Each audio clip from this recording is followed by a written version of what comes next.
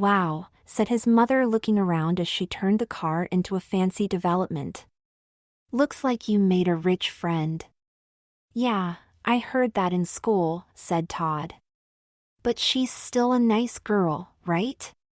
His mother gave him a look. I think so, said Todd.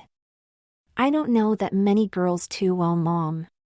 Well, as cute as you are, said his mother, reaching over, touching his head softly. You will, honey. It takes time and you're still fairly new in this school. I know, Mom, said Todd, annoyed, pulling away. So you getting excited by this, honey? Said his mother. You've definitely never been to a party like this. You mean with girls? Yes, I have, Todd answered, thinking. I was at Lori's party last year. I wasn't talking about your cousin's party, laughed his mother, pointing to the invitation on the seat. I'm talking about a co-ed type party with school friends and about the theme. It's a fashionista party. Oh, said Todd naively. Am I not dressed right? But you just bought me these clothes, right? Of course you are, and the girls will love you. But did you read it? Asked his mother. These are obviously not your average girls, honey. Just the invitation alone cost a pretty penny. Yeah, kind of looks like it, said Todd, taking a good look at it. Sure they don't need any chaperones there? Joked his mother. Sounds like my kind of party. Yeah, just what I need, joked Todd. To show up with my mother. That should help me make more friends. Okay then, my little ladies' man, laughed his mother. I would have been helpful as your wingman, but trust me, I'm not that mother who will not cramp your style. Whatever, Mom, said Todd, rolling his eyes, looking away. Oh, come on, sweetie. Just take a few pictures for me though. There will be free designer outfits and stuff here for everyone, so I'd love to see what you pick, said his mother. Plus they'll be doing makeovers, which will be done by professionals, it says, for boys and girls. I think that sounds like fun to me, but you going to feel comfortable around all that? Why not, said Todd. I'm into style and shit. I mean stuff. Good catch, and watch that mouth of yours or I'll be into washing it out with soap if I hear what I almost just heard again, mister, said his mother, pulling through the big gate.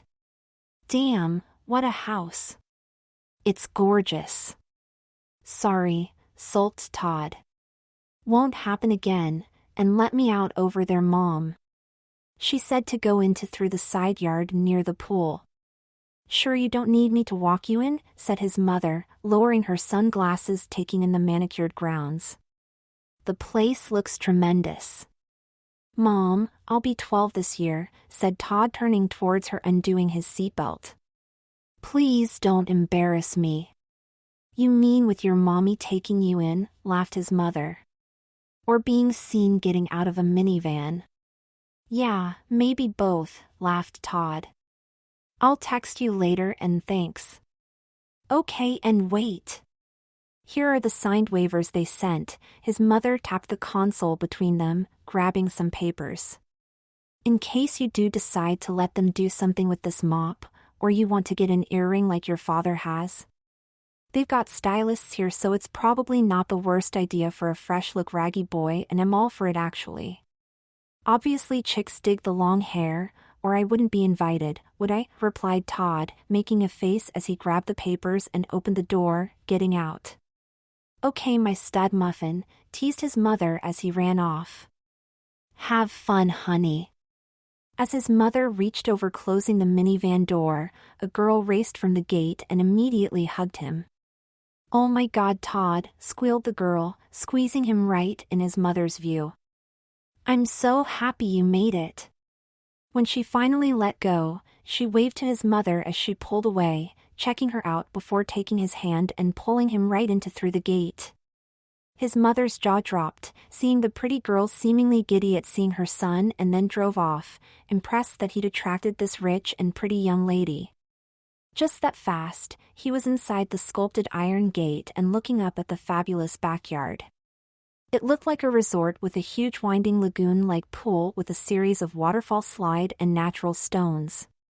Tables with balloons and shimmering decorations were everywhere as suddenly it was like he had been transported to her party in the Caribbean. "So what do you think?" asked Carrie, holding out her arms. "Oh, it's amazing," said Todd. "Wow." "Thanks," said Carrie, taking his hands. "Well, my dad loves his yard, but I wasn't talking about that. I meant, you know, about me?" "Oh," gulped Todd. "I'm sorry. You look, really good too. Happy birthday." "Aw. Thanks," said Carrie, taking the birthday card from him and putting it down on a table. "I really couldn't decide on a dress, but I picked this at least for now." "So you really like it?" "Sure," nodded Todd as she stepped back, swinging the ends of a flaring white off-the-shoulder dress with a thick pink sash. "And the hair?" smiled Carrie, twisting the end of her long blonde hair. "I'm trying something different than what I do in school." "Oh, very nice," said Todd, searching his mind. "I'm just not used to it like that." "Yeah, me either, but I like trying different things," said Carrie, batting her eyelashes at him, flirting. "Don't you?" "Oh. Nodded Todd. "Definitely. And that's kind of why I like you, Todd." Carrie stepped closer. "It took me an hour to do my hair today, and I don't just curl my hair for everyone you know." "You did that for me?" asked Todd, shocked. "Well, partially if I'm being honest," said Carrie, twisting a curl and looking at it, acting shy. "I wanted to look my best for my party, of course, but I was thinking a lot about you while I did it. I figured you would appreciate it." "Was I right?" "Oh sure," said Todd, not even knowing what to say. "Thanks, not everyone can deal with us girly girl types, you know," said Carrie, looking up into his eyes and softly rubbing his arm. "But from the moment I first met you, I just got the impression you would be into it and have fun trying some new things today." "Definitely," said Todd, feeling goosebumps. "Oh my God! I love that attitude. That is going to make my day," squealed Carrie with a little hop.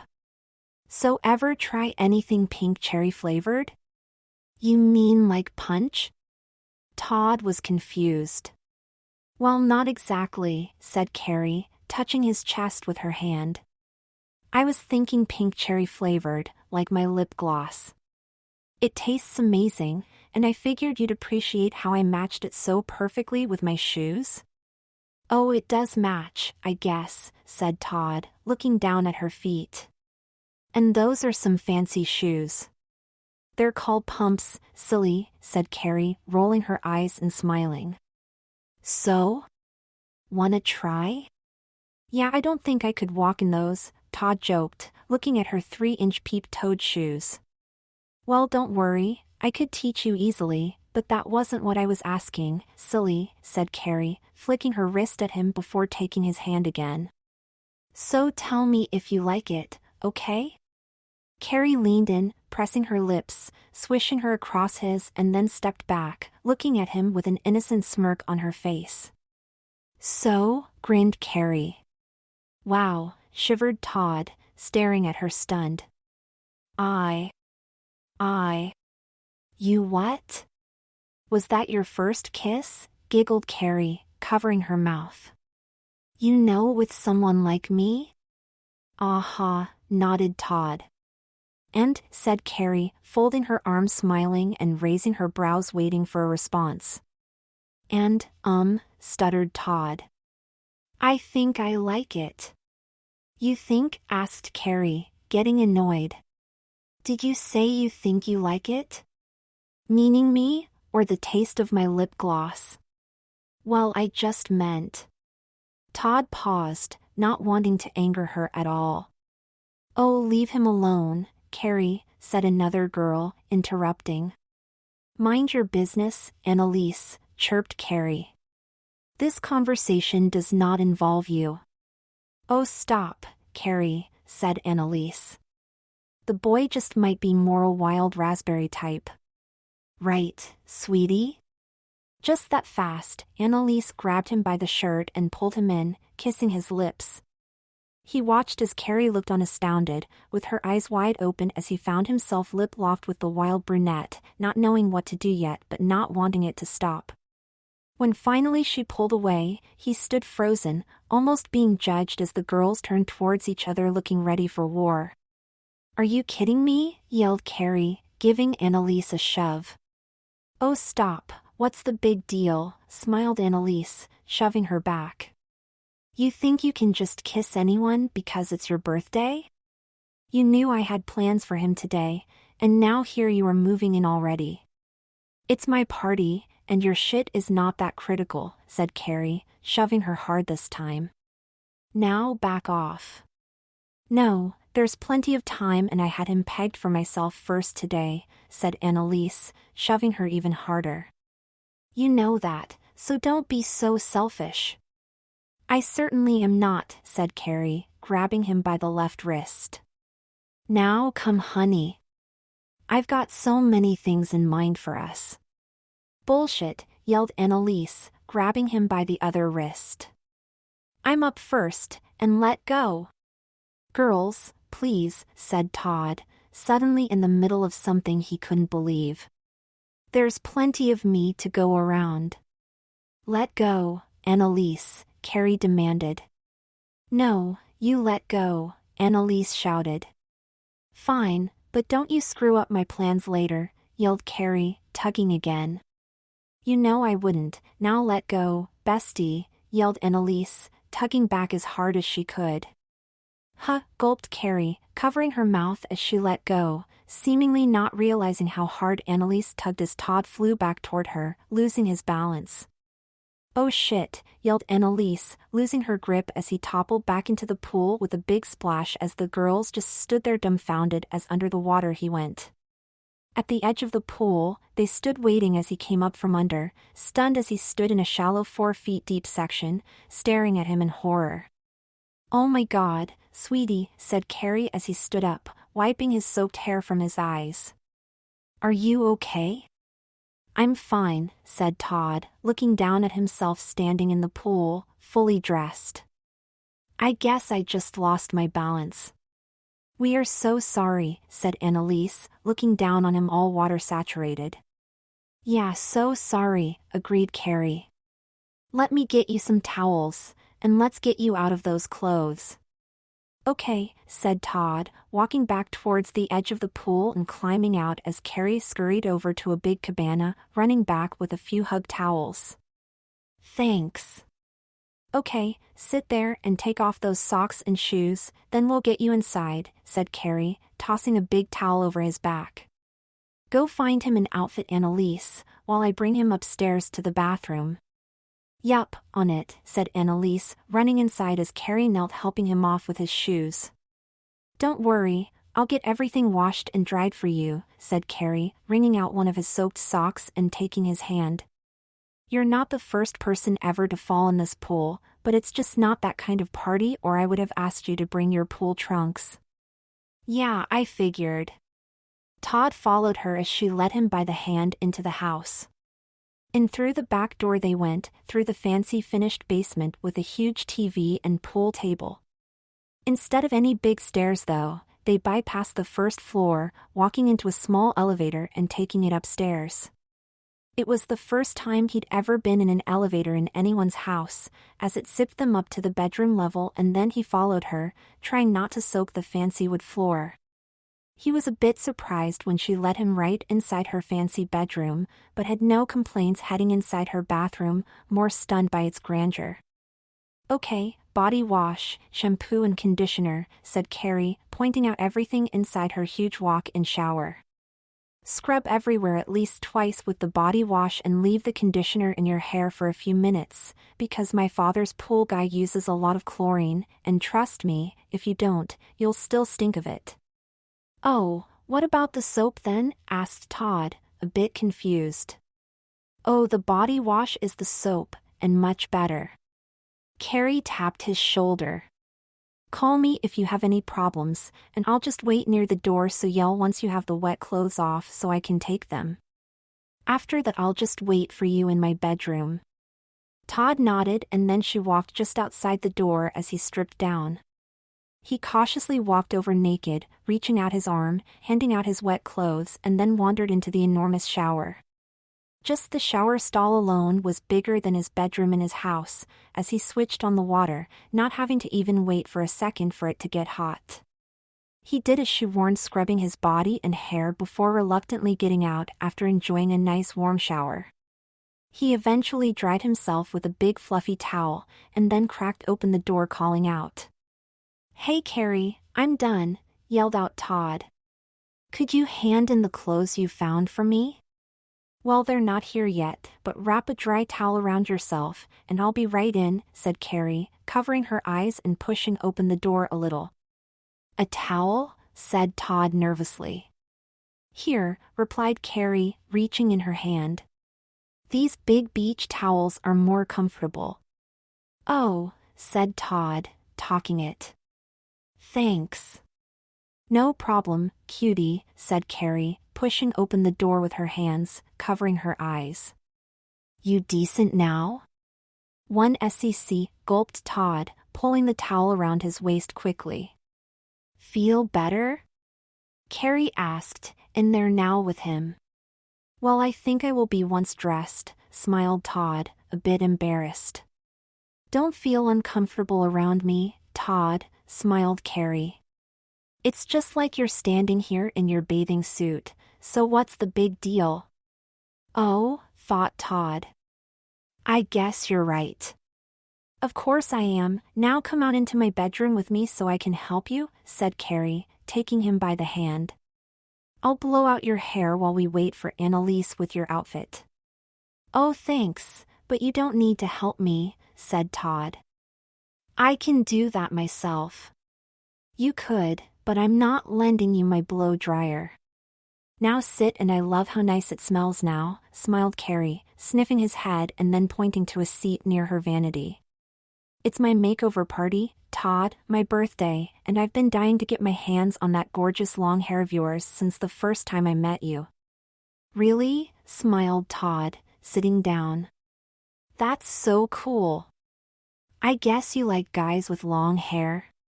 "Well, sometimes yeah, but really I just love doing pretty hair," nodded Carrie, pushing back his face. "Now let's just get out some of the moisture and let's see what we can do here." He sat still as she brushed out his hair and then filled her hands with some mousse, working it in. Back and forth went her fingers through his hair before she began sectioning it as she dried it.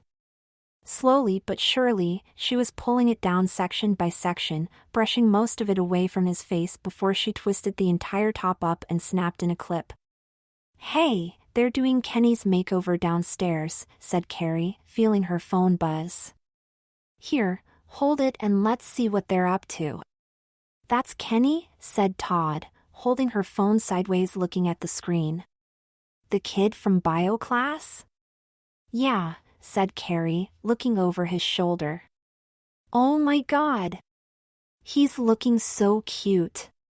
"Geez, they're buzzing his sides," said Todd, staring as she brushed through the back. "Wow, he used to have bushy hair." "Yeah, no more, but this looks better on him," said Carrie, taking back her phone. "I love the studs on him big time, so you're cool getting them too, right?" "You mean getting my ears pierced?" asked Todd, turning and looking at her. "You're saying I should?" "Definitely, all the cool kids have them these days," said Carrie as she texted. "And your mom signed the waiver I saw?" "Oh, well yeah, I know. My dad wears a little stud in his left ear," said Todd. "So maybe let me think about it, okay?" "Well, think quick, and what's to think about really?" said Carrie as the door swung open. "Hey Kerr, we're ready for him," said two girls coming in. "Perfect, you're ready, right Todd?" said Carrie. "You mean like ready now?" gulped Todd, seeing the girls with a piercing gun in each hand. Of course, and don't think too much, replied Carrie, pulling back his hair and softly touching his bare back. When you do, you just lose your nerve on anything. Now come on, it'll be so hot on you, but your choice, sweetie. Todd was shaking a bit as he slightly nodded, and then suddenly he had a girl on each side of him, marking his ears. Just that fast it was over, as the gun snapped in harmony, piercing each side, and then he reached up his fingers, feeling the little studs and then the posts sticking through the back of his lobes. Nice job, ladies, said Carrie, hugging the girls. You okay? I can't believe I did that, said Todd, dazed. I've got pierced ears. Like all the cool kids, said Carrie, handing him her phone again. Here, watch the rest of Kenny's makeover, and try to keep your mind busy while the girls help me do something cute on you here. Good idea, sighed Todd, taking the phone and watching for a moment. Wait, they're all helping you with my hair? Well, yeah, smiled Carrie, brushing behind him. Set the flat irons on 300, okay girls, and let me just clean up the edges while they heat up. You got the left, Emma, Katie the back, and I'll take the right. Sit tall, Todd. 3 girls doing my hair, said Todd, shaking his head before having to laugh. You sure that's a good idea after I just had problems with 2 by the pool? Well, if you rather we send you downstairs and let the pros give you some sort of fade like Kenny, then we won't take it personally, but I thought you'd rather keep your hair long, said Carrie as suddenly he heard some snipping in the back. I do, and please just tell I did not hear what I just think I did. Todd reached back as Emma grabbed his hand. Did I just hear you cut it? Trimmed it, honey, said Carrie, reaching around her palm that had just some short trimmings in it. Now let us do our thing, because the professionals downstairs are looking for dramatic makeovers, but me and my friends aren't like that. Oh, thank God, said Todd, relieved, seeing little strands. I'm not into the fades or buzzed stuff for myself. Of course not, Carrie replied, stretching and trimming. What we've got in mind for you is so much cuter than that. Really? You all planned this out in advance? Todd was surprised as she parted his hair down the middle before she trimmed a bit more on the left. For me? Of course, we've been talking about you all week before the party, so this is really exciting, said Carrie, again brushing the entire top and spinning it in a knot, snapping in a clip. Careful not to poke him with the sticks, and let's get to it, ladies. Carrie did one last check on the left and then the right, before she put down her long scissors as the girls attacked him with their flat irons. He was surrounded now as they extended strands of his hair and pressed these long shish kebab like sticks against his scalp, pivoting their wrists and then clamping down with their flat irons. If you're all straightening my hair? What are those for? Asked Todd nervously. My mom's done it quite a few times and never used anything like that. A little body, sweetie, Carrie responded as he could hear the sizzle with the constant clamping. Don't take this the wrong way, but you had pretty limp hair, and remember how you said Kenny had such bushy hair? Yeah, said Todd. But you're flat ironing, right? Doesn't that mean flat, like straight? Well, flat irons are just tools and we kind of favor something more full, except let's say this will be more natural with some nice body instead of bushy when we're done, said Carrie as she worked. Now chill, and we're just trying something new on you without the limpness. If it doesn't work on you, we can do something different later, so watch the video and trust me, you're not leaving this chair without your hair looking perfect on you. Okay, said Todd, staring down again at Kenny, somewhat memorized. I guess this is a makeover party, and as long as I don't have to deal with what Kenny is, this should be fun. Now that's the right attitude, said Carrie with a big smile on her face. Todd watched as they were almost done with his friend from school, as they had buzzed his hair down really short on the sides and back, yet left the top longer. He stared, seeing how they gelled it up with a touch of volume behind his forehead, before flipping it fully to the left. It was wild to watch how they have shaved in a more permanent part on the left, and then he was even more surprised as they really reshaped his brows. After 5 minutes, they spun Kenny's face towards the camera, giving him a full front view, and then it was crazy seeing the big square studs on him with his new haircut. As they twisted his chair one last time, he could really see how neat every side looked, and then when he lifted his hand to scratch an itch at his temple, he noticed the clear shine of his manicured nails. The kid he knew looked so different than the boy from school, suddenly looking so hip as Todd stared captivated, until his vision was impaired as Carrie brushed a lot of his hair into his face. "Sorry," giggled Carrie as he felt the girls working together on top now. 2 minutes, okay? 2 minutes, and I'm done, said Todd, as they were working at the middle of his head now. No, 2 minutes and at least you can get dressed, giggled Carrie. Did you forget you've been sitting here in a towel all this time? Maybe, Todd laughed. I was kind of glued to watching Kenny get that new look. That almost made me forget my own crap.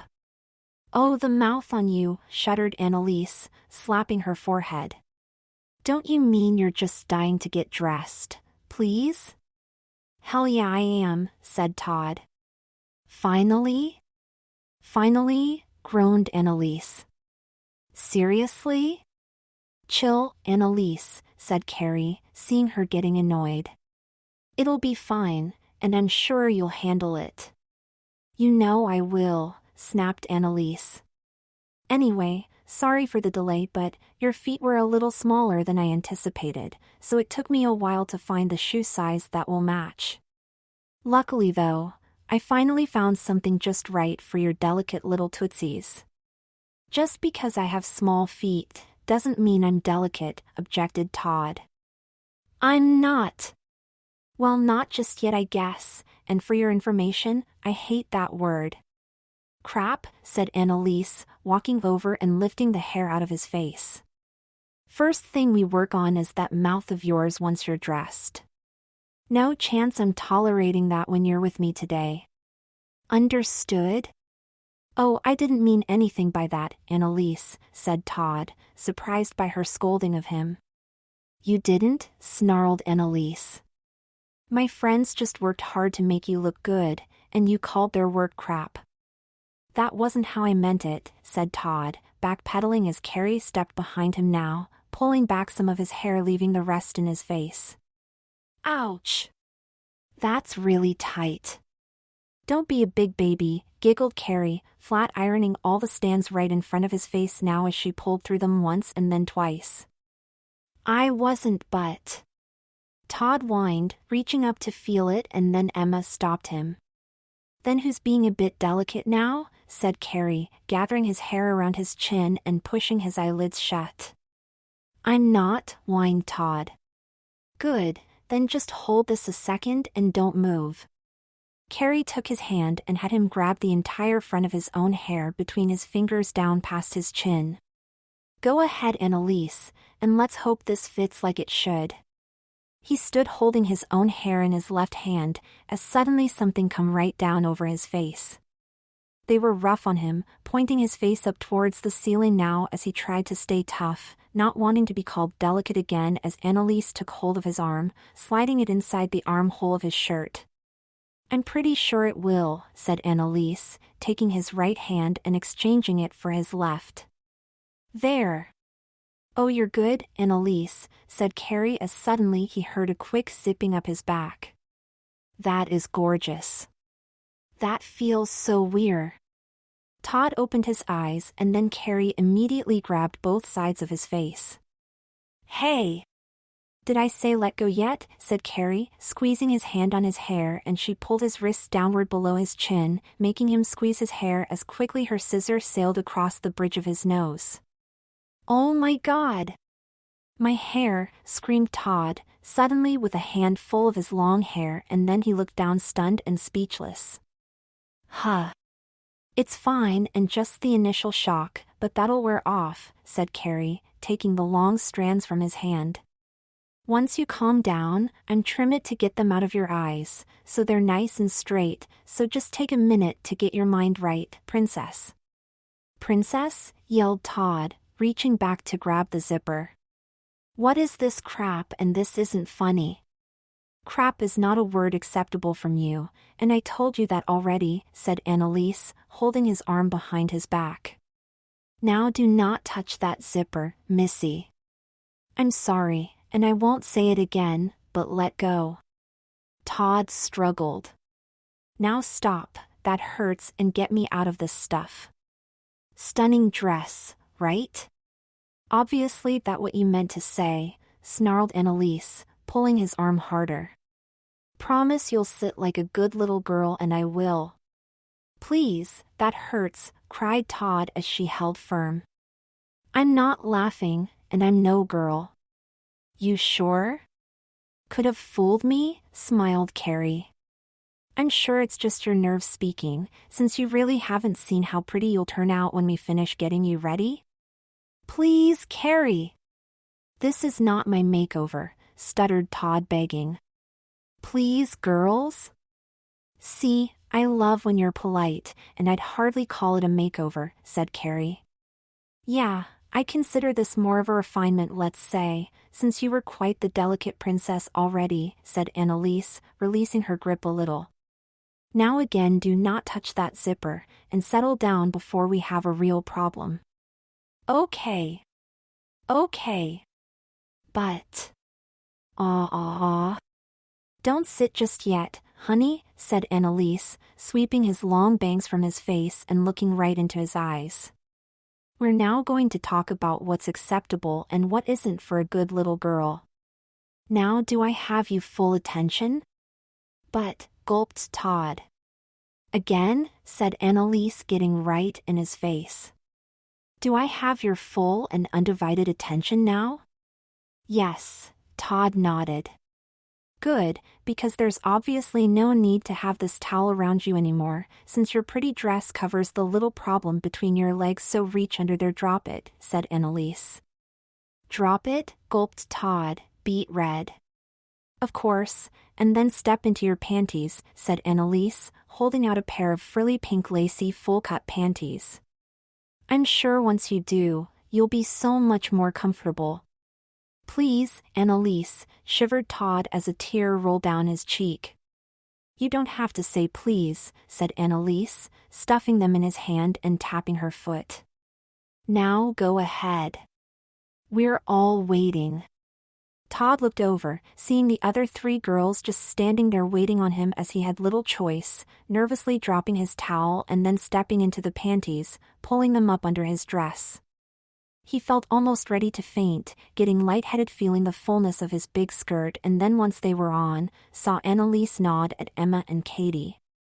Wonderful, said Annalise, softly smiling. See, that must feel much more comfortable, and once the girls smooth you out, so will everything else. Go ahead, ladies. Emma dropped in front of him on one side as Katie dropped behind him on the other side, as suddenly the buzzing sound almost seemed like it was screaming.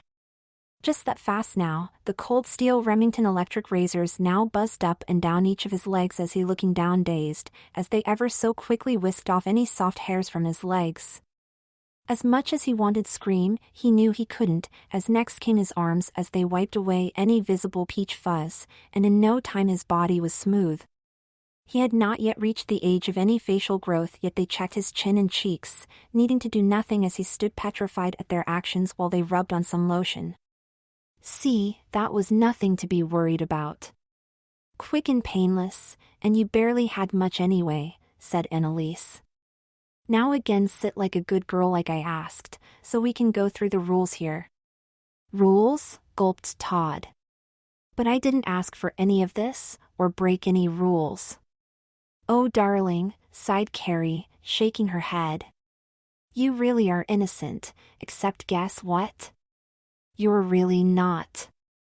Carrie, chill and hands out, honey. The girls will fix those nails of yours now while we talk, said Annalise. You see, again, now we'll go through what's acceptable and what isn't. Please, not my nails too, gulped Todd as they stretched his hands and began filling. But if you'd rather run out there half done and let all your friends see you like this, I guess at this point we won't stop you, said Annalise very calmly. Of course I don't, moaned Todd. But if you paint my nails, I'll be really stuck like this.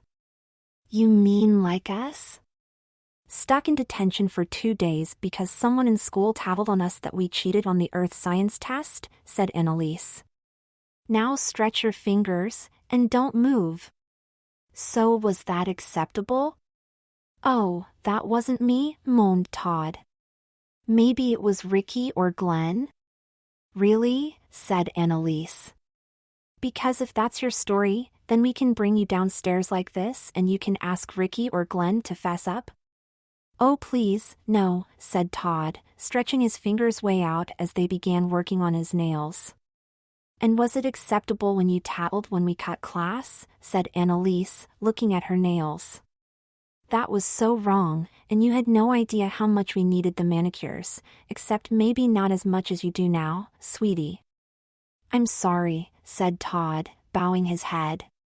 They just asked if anyone knew where you were, and I saw you girls cut that day. I didn't want to lie. I guess that's understandable, said Carrie, twisting his face towards her. We did a little harmless cutting that day for ourselves, and now today we'll do a little harmless cutting for you. Chin straight ahead, and be still because I don't want to have to lie and say they look cute if you flinch and I mess this up when they won't. Oh God. Todd swallowed hard as he stared at Carrie as she brushed his hair into his eyes. Once she did, he could see how crookedly cut it was, as she just quickly sheared off the length, and now he sat perfectly still as she sliced across his brows. After the first trim they were no longer in his eyes, and then during the second, he was ready to soil his panties, knowing what he'd allowed her to do.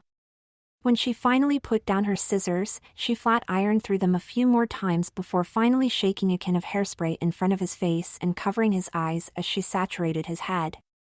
With Emma now rotating his fingers under some blue lights on the left and switching with Katie as she worked on the right, he was starting to shake more visibly as the fumes cleared.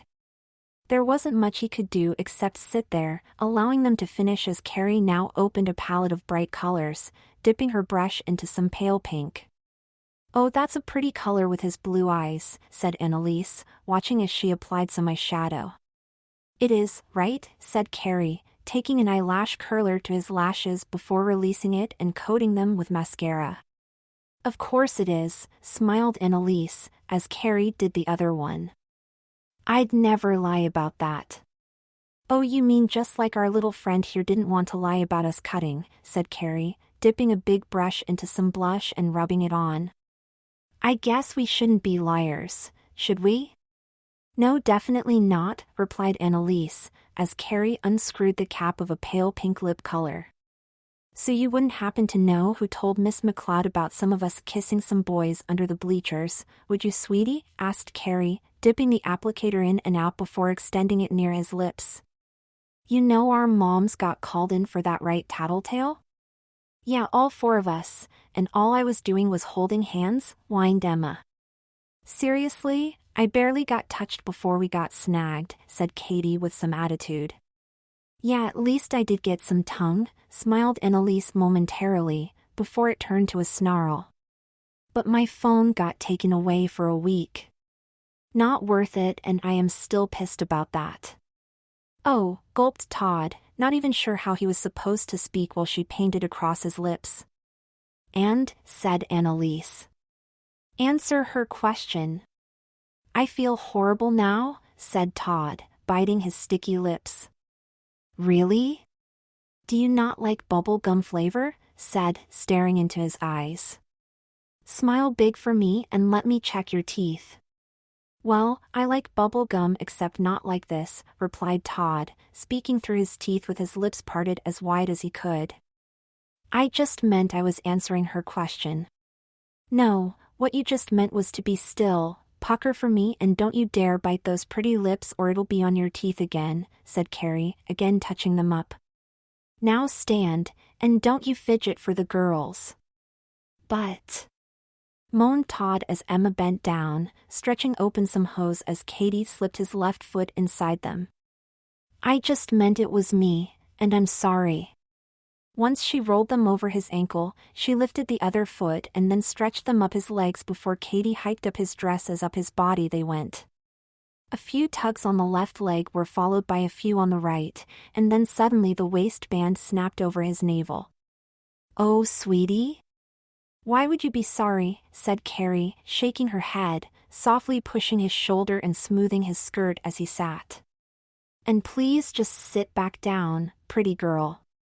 For you guys getting in such trouble," Todd answered as Emma was sliding on his left shoe and buckling it. "Interesting, and how cute are those shoes on you, honey?" smiled Annalise, as Emma buckled the right one now. "Let's get you up to try them, but I want to get something straight." "Okay," gulped Todd, getting to his feet. "Good girl," said Annalise, putting her hands on each of his shoulder and looking him dead in the face. "So you're saying our teacher lied when she told us it was a boy named Todd from class?" "No, I admitted it was me, and I'm really sorry," said Todd, ready to cry, breaking eye contact. "I told you I can't lie." "I believe you, princess," said Annalise, tapping his arm. "But I don't see any boy here, and I certainly don't see a Todd guy." "Yeah, but if you want to tell everyone your name is Todd then go right ahead, but I'm certainly not going to lie like that," smiled Carrie. "Are you ladies?" "No way," said Emma as she clipped a bracelet on his right wrist. "I don't see any gross Todd dweeb here." "Definitely not," smiled Katie, clasping a necklace around him. "Me either, and we best be getting downstairs now, Zoe," said Annalise, reaching out her hand. "The other 5th grade girls are all arriving, and I want to introduce the girl I babysit to all of them. Plus there are some really cute boys coming today that I guarantee will just love you." "5th grade girls," said Todd stunned, pulling his hand away. "Babysit? And you called me Zoe?" "Well, yes," said Annalise, walking behind him and undoing the bow on the back of his dress before pulling on the tightly yanking him back a step. "And I think you'll certainly be one of the prettiest girls there, Zoe. But I'm in the 8th grade. I'll be 12 this year," groaned Todd. "And I'm not a." "You sure, honey?" smiled Annalise, readying the big bow, yanking him around a bit and then straightening his skirt. "So you got skipped what? 2 grades when you transferred here?" "Yes," said Todd, stomping his foot, quite pissed. "Well, it's still 2 grades just now in the other direction then, and let me fix you, princess, before you go, because I just can't let you leave with your pretty bow a bit crooked," smirked Carrie, walking up to him, unsnapping the big bow atop his head and then brushing his bangs in front as she spoke. "Think of it this way. Won't it be nice to be one of the taller ones instead of the shortest kid in the class for a change? And who's going to be more adorable than you now? Plus, 5th graders should be easy for you to relate to then," said Annalise again in his face as Carrie walked behind him, pulling out the ends of the bound hair atop his head tightly. "None of this is funny, and stop, I told you that hurts," said Todd, steaming as Carrie was redoing the tight scrunchie and pulling the ends of his hair, tightening. "And good thing you cheated on your math test too, because 2 grades backwards is 4th grade. "Thanks for the not turning us in on that one," laughed Carrie, snapping in his bow again and pushing away his hand as she knew it was bothering him. "And do not mess with that. It's so adorable on you." "Oh, I don't think she will." "Will you, pretty girl?"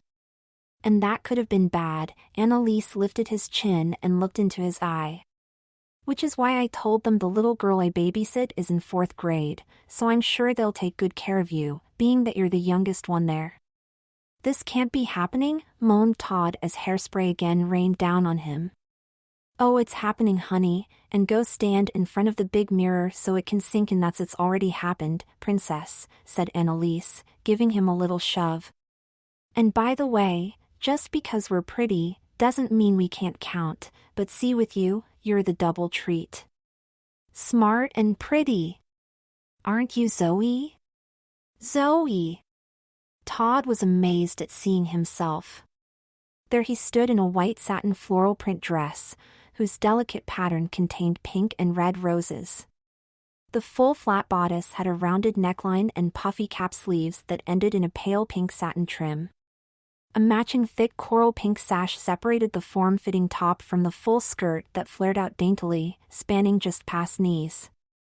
Ivory tights on his legs and shiny white Mary Jane flats with thin ankle straps gave him a precious look beneath his party dress, yet some hints of makeup and his new hairdo really cemented his image as a delicate little girl. Perfect bangs just covering his brow line were the only thing straight on his head, as the rest of his new hairdo consisted of tiny kinky curls. He understood now what the thin shish kebab sticks were for, as the girls had wrapped each thin strand before clamping down their flat irons like a vice to bake in shape, resulting in the tiniest coils.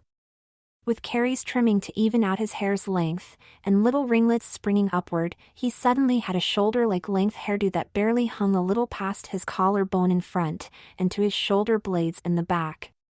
Even worse, from ear to ear and behind his thick bangs, it was pulled up rather tightly in a top pony at the crown before a big satin coral pink bow with a matching lace ribbon-like detail sat clipped above his kinky curls. "I'm going to a party in a dress?" Todd asked, looking down at the pink nail decals with white swirls near the cuticles. "As Zoe?" "See, smart and pretty," answered Annalise, taking him by the hand. "Please, Annalise. You know I'm new here, and I don't have that many friends," cried Todd. "So then there should be nothing to be worried about as Zoe, right?" smirked Carrie. "You look so darling, Zoe." "Please no," begged Todd. "I've been looking forward to this all week, and this wasn't how I expected to be at a party today, girls."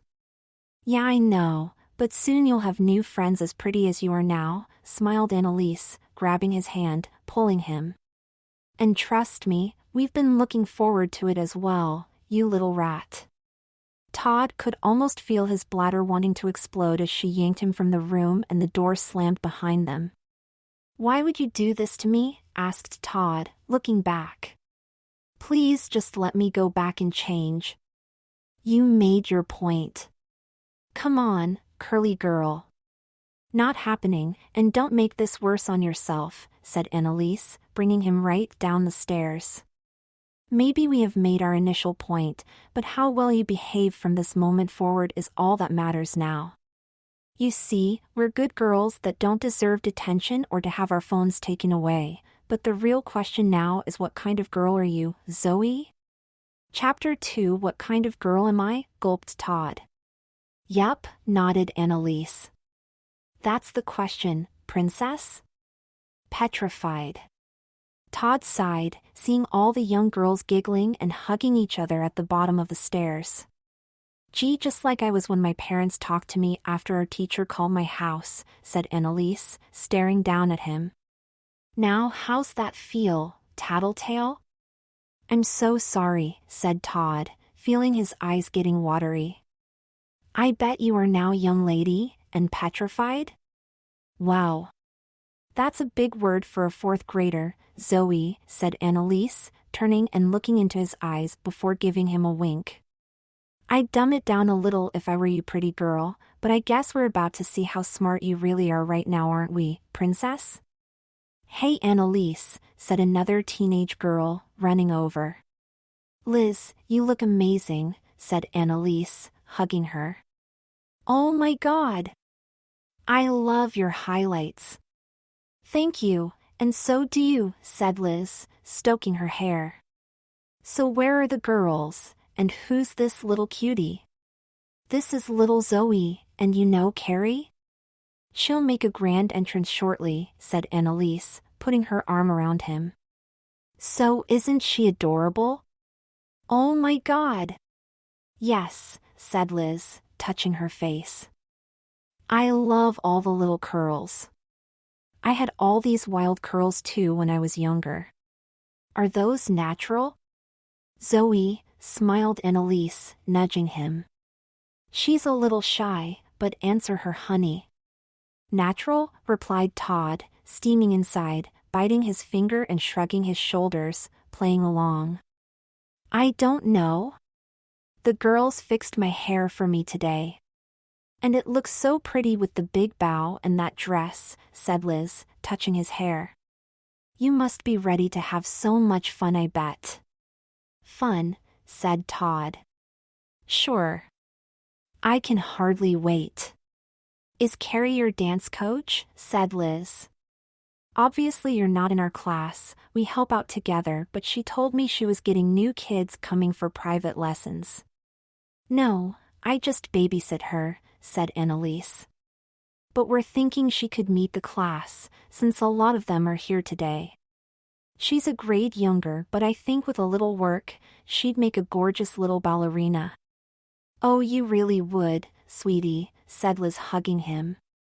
I have so many cute 3rd and 4th graders, so I'd love to train you. How did I know you would, Liz? Smiled Annalise. Carrie and I were actually talking about that, and we were both thinking you could work with her a little today, Liz. Perfect, I will, nodded Liz. Come sit with my girls, and then once we start the dance party later, I'll teach you some basics. Sound good? Sure, said Todd, looking back over his shoulder at Annalise waving at him as he was led away.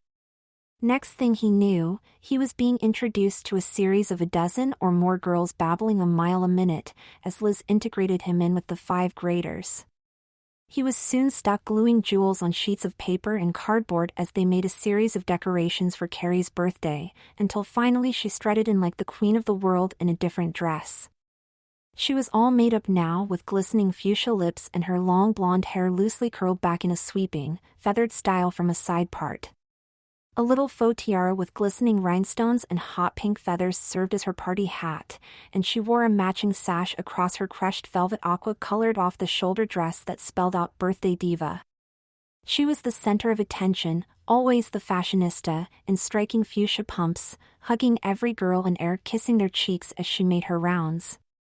When she finished saying her hellos to all, she then stood up in front of the group, addressing them as they all stood looking up to her in awe. To my troupe, my dancers and some of my younger cousins, Carrie began, talking with her hands. I just want to say thanks for coming this afternoon to celebrate my birthday and me becoming a teenager. Now let's dance, then we'll hit a few bounce houses I have set up outside, and party everyone. Just that fast the music began, as they were suddenly all thrust into a full-out dance party, as was Todd as one of the girls. Liz took special interest in working with him to teach him some moves, as he struggled with seemingly 2 left feet, awkwardly dancing stiff as a board. When Carrie and the other girls jumped in, spinning him around and making a fuss, he turned beet red, feeling embarrassed, making him show off some moves for the 5th grade girls.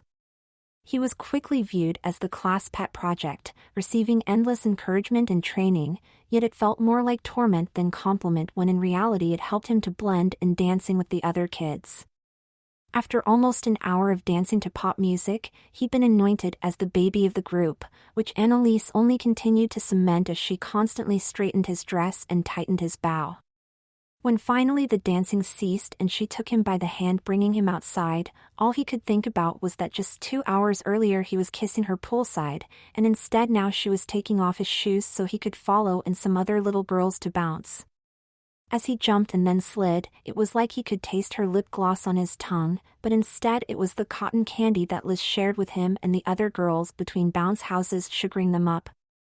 He'd be just another sticky-faced little girl getting a bit sweaty in no time before they were pulled back inside after 30 minutes of jumping and sliding to be cleaned up.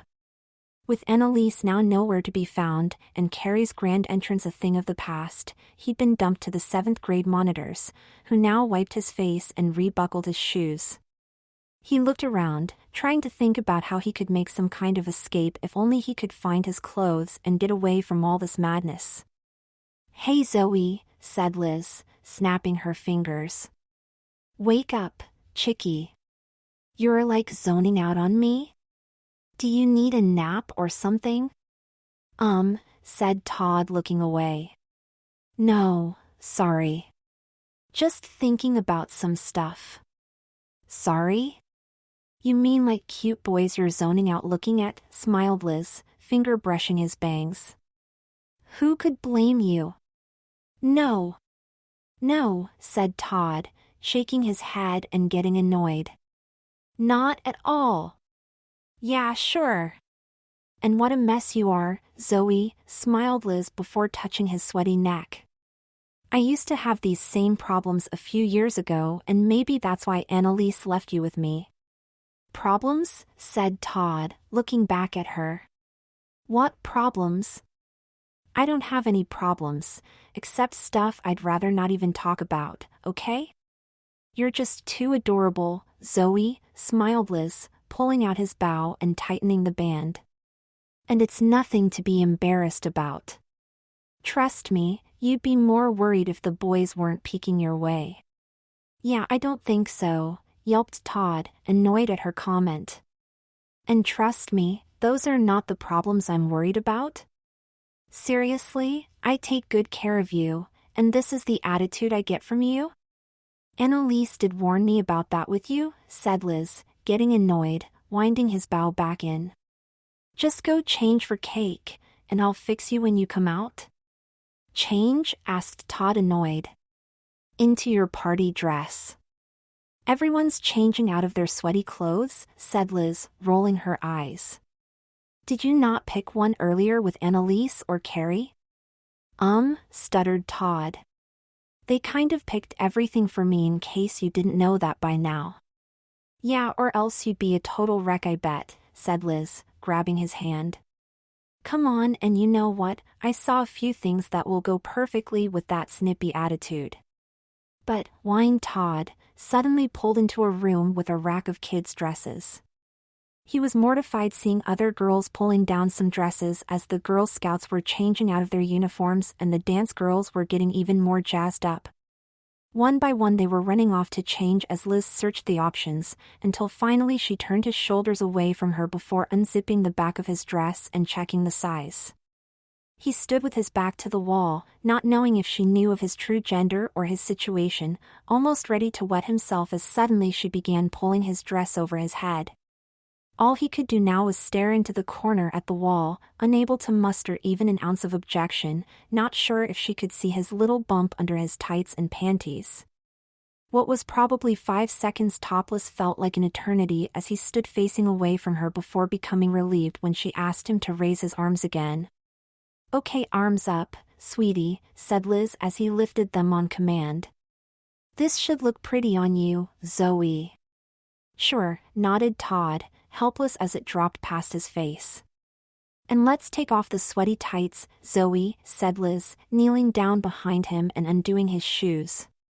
They look nice, but I guarantee those have to be way too hot to be in after all that jumping and dancing. Thanks, Todd actually felt cooler as she reached under his dress at each hip, pulling them down. Good girl, said Liz, zipping up his dress from behind and then spinning him around, handing him a big panty. Here, you step into these, then I'll get you some socks. It just goes right over your other panties, unless you think we need something else, because I wouldn't say it out loud, but Annalise said you might have a little wetness problem sometimes. Like I wet my pants, yelped Todd, raising his voice a touch as a number of girls walked by with outfits. Well? Liz placed her finger over her mouth then whispered. It's okay, sweetie. I'm here to help you, okay? I don't, Todd said softly, taking the big panty and turning around. Please, just get me my socks and let's get back to the party. Don't get offended, whispered Liz. I used to wet my bed all the time too. Back in a second. He reached down, stepping in with the right and then the left leg before pulling the big panties up under his puffy skirt. When he turned back around, he saw Liz hurrying towards him with a shoebox and a big bag as he stood wide-eyed and defeated as she raced over to him. She sat him back on a little bench, sliding little ankle socks over his feet and then rebuckling his Mary Janes on each ankle. When she finished, she took a little blush to his cheeks, and then touched some eyeshadow to his lids before redoing his lips. Head forward, and look down, said Liz with a pick in her hand. He was staring down at her lap now as she once again pulled out his bow and scrunchie before digging in the point of her pick behind his bangs. To the left and then right she scraped through his scalp, tugging and gathering as she parted his hair. She was careful not to disturb the little tight coils, instead pinching the inside tightly against head and then just that fast it was over, as she pulled tightly on the ends on each side. When she lifted his chin, he could feel the little corkscrews bouncing off each ear as he watched her measure and trim some long lengths of silk ribbon right in front of his face. Looking at their shiny color, he already knew she had matched them to his dress, and then ever so quickly tied them at each side above his ears. "Sorry if they're a bit tight, but with thick curly hair like yours, it's better so they don't move around, and now at least we can get a hat on you," said Liz, stretching the elastic attached to a cone-shaped hat under his chin as atop his head it went.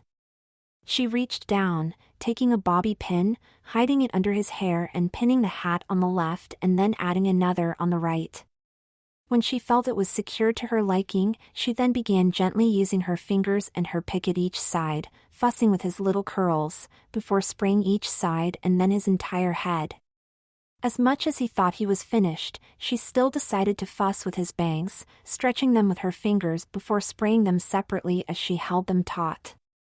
She then wound in her 3/4-inch curling iron, rolling them under across his forehead for just 5 or 6 seconds until he felt them spring under above his brow line. A little mascara touch-up would be the final last tweak, until next thing he knew she was handing him a little white purse and putting everything else away. It took only a glance as he stood when she took his hand to head back into the party to confirm what he already knew, that the supposed darling of the party was returning, leaving no question now as to who was the youngest girl there. The dance class pet, now party princess, would certainly stand out like the baby of the group for all the girls to fuss over. With big puffy short sleeves and long layered puffy skirt below a form-fitting bodice, pink was no longer just an accent color, instead he was now covered in pink from almost head to toe. The pale pink silk dress shone under the light, and around his waist a thin white sash was decorated with small pink silk rosettes before being tied in a big white bow at the back of his dress.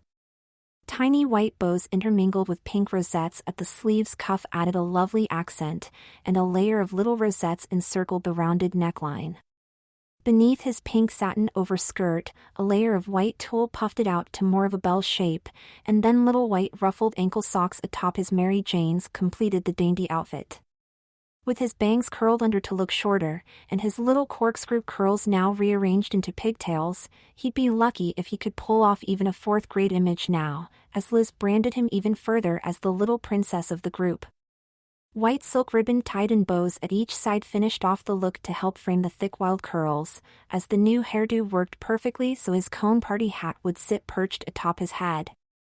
He was as innocent-looking a little girl as there ever was, with some hints of pink color looking natural on his face, while in reality he would need no blush to give any color to his self-conscious face.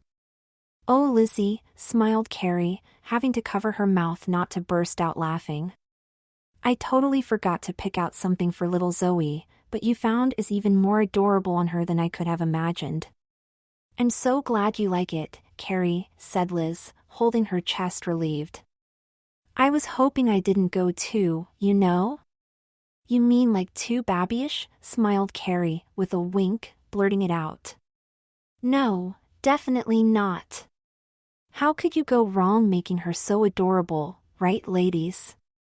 "No," said Annalise, wiping her eyes after holding in her laughter. "Not a chance." "Okay, good," Liz nodded then touched his face. "She's just so cute. The cutest." "Right, Curly Q?" Carrie touched his hair. "Plus she's really not quite the age for her grade anyway." "Right, Precious?"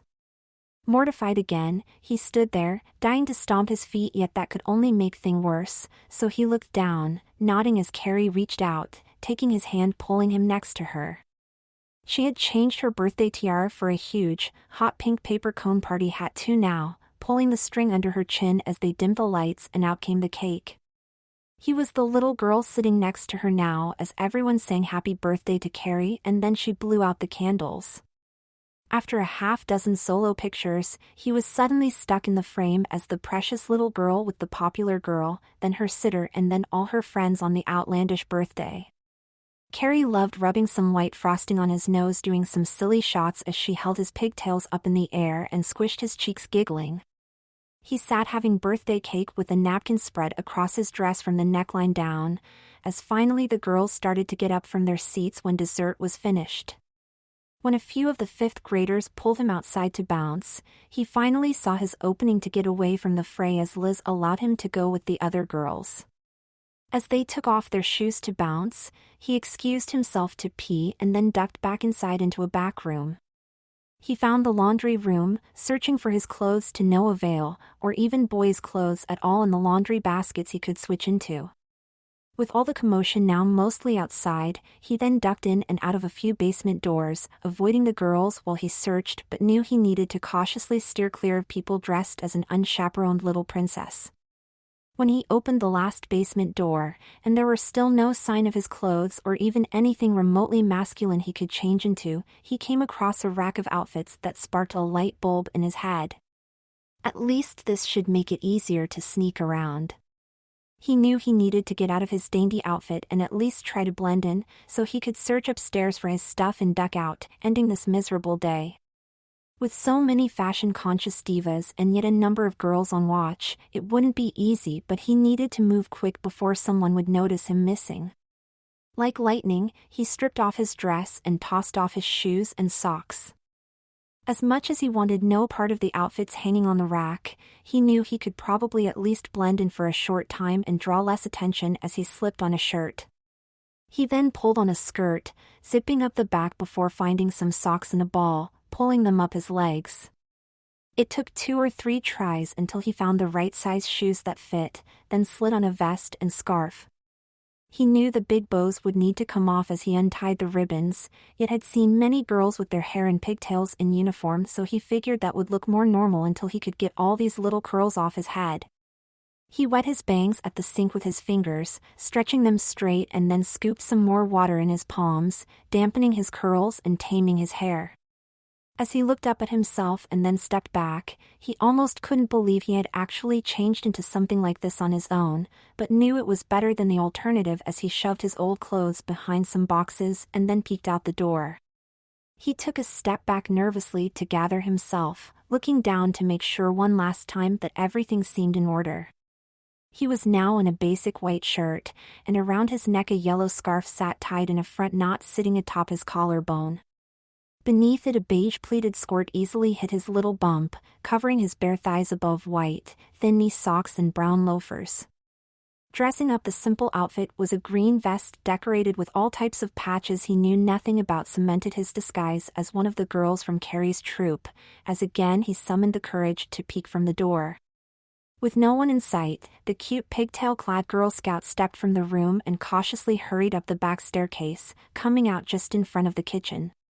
Quickly he turned his back, avoiding eye contact, seeing a number of girls getting their hair and makeup done at the center island as he scooted over to the main stairs and quietly made his way through the upstairs hallway. He opened a door, trying to remember which was Carrie's room, as the whole thing was a blur, and then stopped dead in his tracks as a slim muscle-bound boy was pulling his t-shirt on. "Oh, so sorry," gulped Todd. "It's cool," said the boy, grabbing a football and coming out, pointing. "You looking for my sister's room?" Todd was not sure if he should say he was. "Other side of the hall," said the boy, coming out and opening his sister's door, walking by him. "But who knows where she is right now? She's freaking everywhere."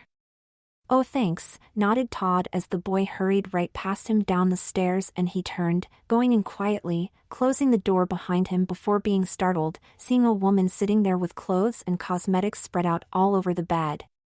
"Oh sorry? I'm just here to find something and change." "Oh sure. Come in, and you're late," said the woman.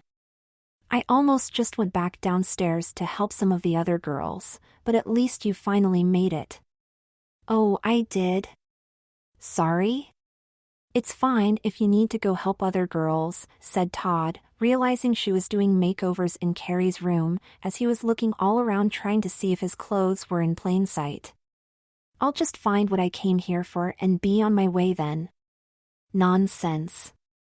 You're here, and of course you can't stay in that, said the woman before giving him a curious look.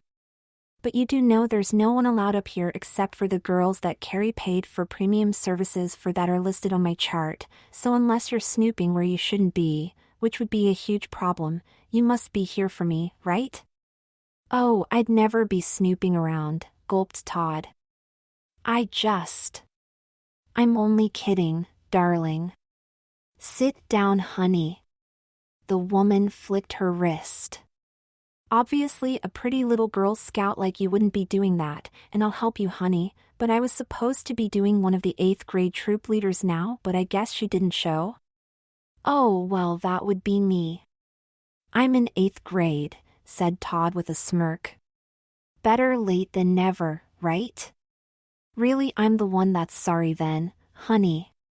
Sure, said the woman, feeling bad. It's just... You look so young. Well, I get that all the time, said Todd with confidence. I've been skipped a few grades. Yeah, that does explain a lot, Bethany, said the woman, checking off a name on the chart. And trust me, as you grow up, you'll find we always want to look younger, except when we actually are young. I do hear that from my mother all the time, laughed Todd along with her. I bet. So don't tell me, said the woman, checking foundation colors against his skin. You want something the boys will notice, right? The boys? Asked Todd, twisting his neck. I meant like all the other girls fighting for their attention. Look at them out there playing football, said the woman, pointing out the window. All I heard about from Carrie and Annalise and all their friends today were about these cute boyfriends and the competition for the guys. The jealousy. The gossip. The drama. Yeah, there's quite a bit of all that, replied Todd, seeing the girls checking out the guys throwing the ball around. Trust me, some of these girls are more than a bit out of control. Ya think, laughed the woman. You girls are so damn boy crazy these days, it's like you'd rip each other's hair out for some of these guys. I know after hearing Carrie and her friends talk, that it's all some of you think about. Annalise was ready to kill herself when she thought her boyfriend might have cheated on her, and Carrie was freaking just thinking her boyfriend was crushing on some cheerleader. You girls get too crazy over the stupidest things, but you're not like that, are you, Bethany? Todd tapped his chin. Me? Yes, you, Bethany, giggled the woman. You're not part of the whole soap opera scene, are you? Well, no, definitely not. Todd pointed to himself. This Bethany for one values her friendships with so many of these special girls from class, so I'll stick to fashion, and not drama. Oh, that's so nice to hear, especially from a young lady as naturally pretty as you are, honey, and I'm Lily by the way, said the woman. Some of the girls, they'll love those mind games, so all it seems to take is a little harmless flirting or the guys looking the wrong way to get them nuts. Really? Smirked Todd. And you really think I'm that naturally pretty? So modest. I love that, sweetheart, said Lily, lifting his chin and looking into his eyes, sizing him up. So how about we do something fun, since you got that young happy perky thing going on here? Sound good? Sounds wonderful, Lily, but that wouldn't be much of a makeover, would it? Todd glanced out the window again, seeing the guys showing off their football moves for the girls. I mean, I can't go to the main party like this troop leader girl without the troop leader outfit, could I? Oh, I guess not. Lily answered. Exactly, said Todd, flicking his wrist and playing along. So I was thinking for my actual makeover, I could like to look a bit more mature. You mean a little more made up? Giggled Lily. Like a little sexier? Kinda? Todd wiggled his shoulders. You know, like a bit more of a Bethany? So then you are another boy-crazed teen? Lily shook her head. I guess I should have known better, or you wouldn't be one of the in-girls up here for a private makeover. Well, not exactly, but there are a few boys I need to discuss a few things with if I can get their attention. Todd raised his brows into his bangs and flexed them as he thought. You can help me with that, right? Sit down, Bethany, and I'm sure we can do that, laughed Lily. And don't you all today? Perfect, said Todd as she wrapped a cape around him. Thank you. You're welcome. Lily slid a headband over around his face, pulling back his bangs. And let's start by getting rid of some of this mess you're raising up and down right in front of me here, honey. I'm sorry, said Todd as Lily squirted a little foam in her hands. I didn't mean to make any mess, or even know I did. No, sweetie. The mess you've been raising up and down above your eyeballs that's half hiding under those bangs, Lily giggled as she rubbed some of the foam near his brow line. They're a disaster, and by a mess, I'm being kind. Quickly she began working with a straight razor as he instantly realized she was reshaping his brows. He wanted to object but wasn't even sure what to say as she jumped back and forth, arching each side. To the right and the left at the bridge of his nose, her work seemed much more rapid and concise, and before long she had finished and began adding some liquid foundation to his face. He was suddenly getting the makeover he had requested, yet only now was he beginning to understand what that meant, as a second girl entered the room, joining in and dipping his fingers in a bowl on the left and then the right, as suddenly his fingers were soaking in a pungent solution. Okay, Monica, said Lily. Wet down the curls and start taming the frizz, please. In no time he was being double-teamed, as Lily held open his eyes, lining his waterlines with a pencil while Monica pulled out his bows. When Lily finished, she began dabbing a small brush into a palette of colors, blending his eyeshadows as he opened and closed on command. It was tough just to be still, as Monica was now ripping through his hair as she saturated it with a fruity conditioner, stretching section by section, combing through the kinky curls. He sat cringing as she broke the tight bonds, brushing hard now through his saturated head while eventually Lily attacked him with her lash curler, squeezing each side until she had pinched their angle to her liking. I guess your mother doesn't curl your lashes or straighten your hair too often, does she? Smiled Lily, seeing his angst as she coated his lashes and Monica lifted his left hand, wiping his nails now. Well, not really, said Todd, knowing he'd gotten more than what he bargained for now as the blush brush whisked across his cheekbones while Monica began filing his nails. Not really, like you don't ask, or like you're more of a tomboy type, teased Lily, patting under his eyes with a compact. Don't ask, I guess?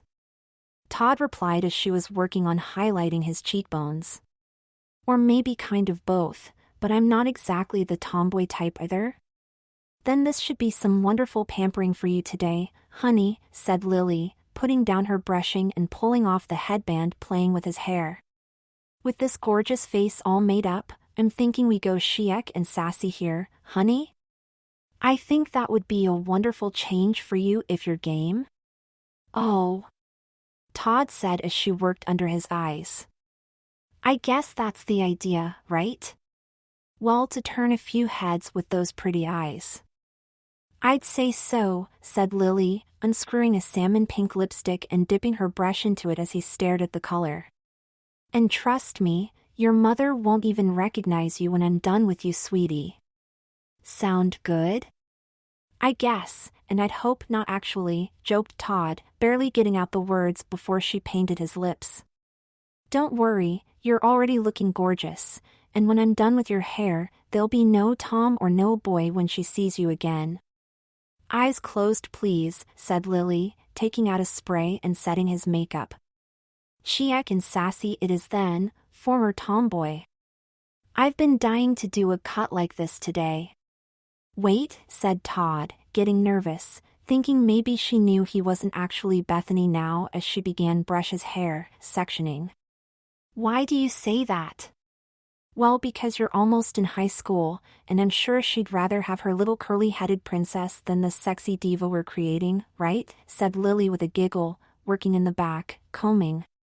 Chin up, girl. You're going to look beautiful. Promise. Unless you changed your mind? Oh, said Todd, getting it now as she walked behind him, stretching his hair. Gotcha. Sassy, right? Right, Bethany. We all want our girls to stay little, but you all grow up, said Lily as he could hear her scissors working feverishly. You grow up and then you want your hair and makeup done more often. Fancy cuts, colors, fake lashes, and you become so much maintenance. But at least she'll be happy, because today it's free, and I'm sure the boys are going to love you. Oh my God, gulped Todd, looking down at his hair sliding down his cape now as she worked on the left. I was thinking about that as a good thing for a maybe the wrong reason before, but maybe I really didn't think that through, Lily?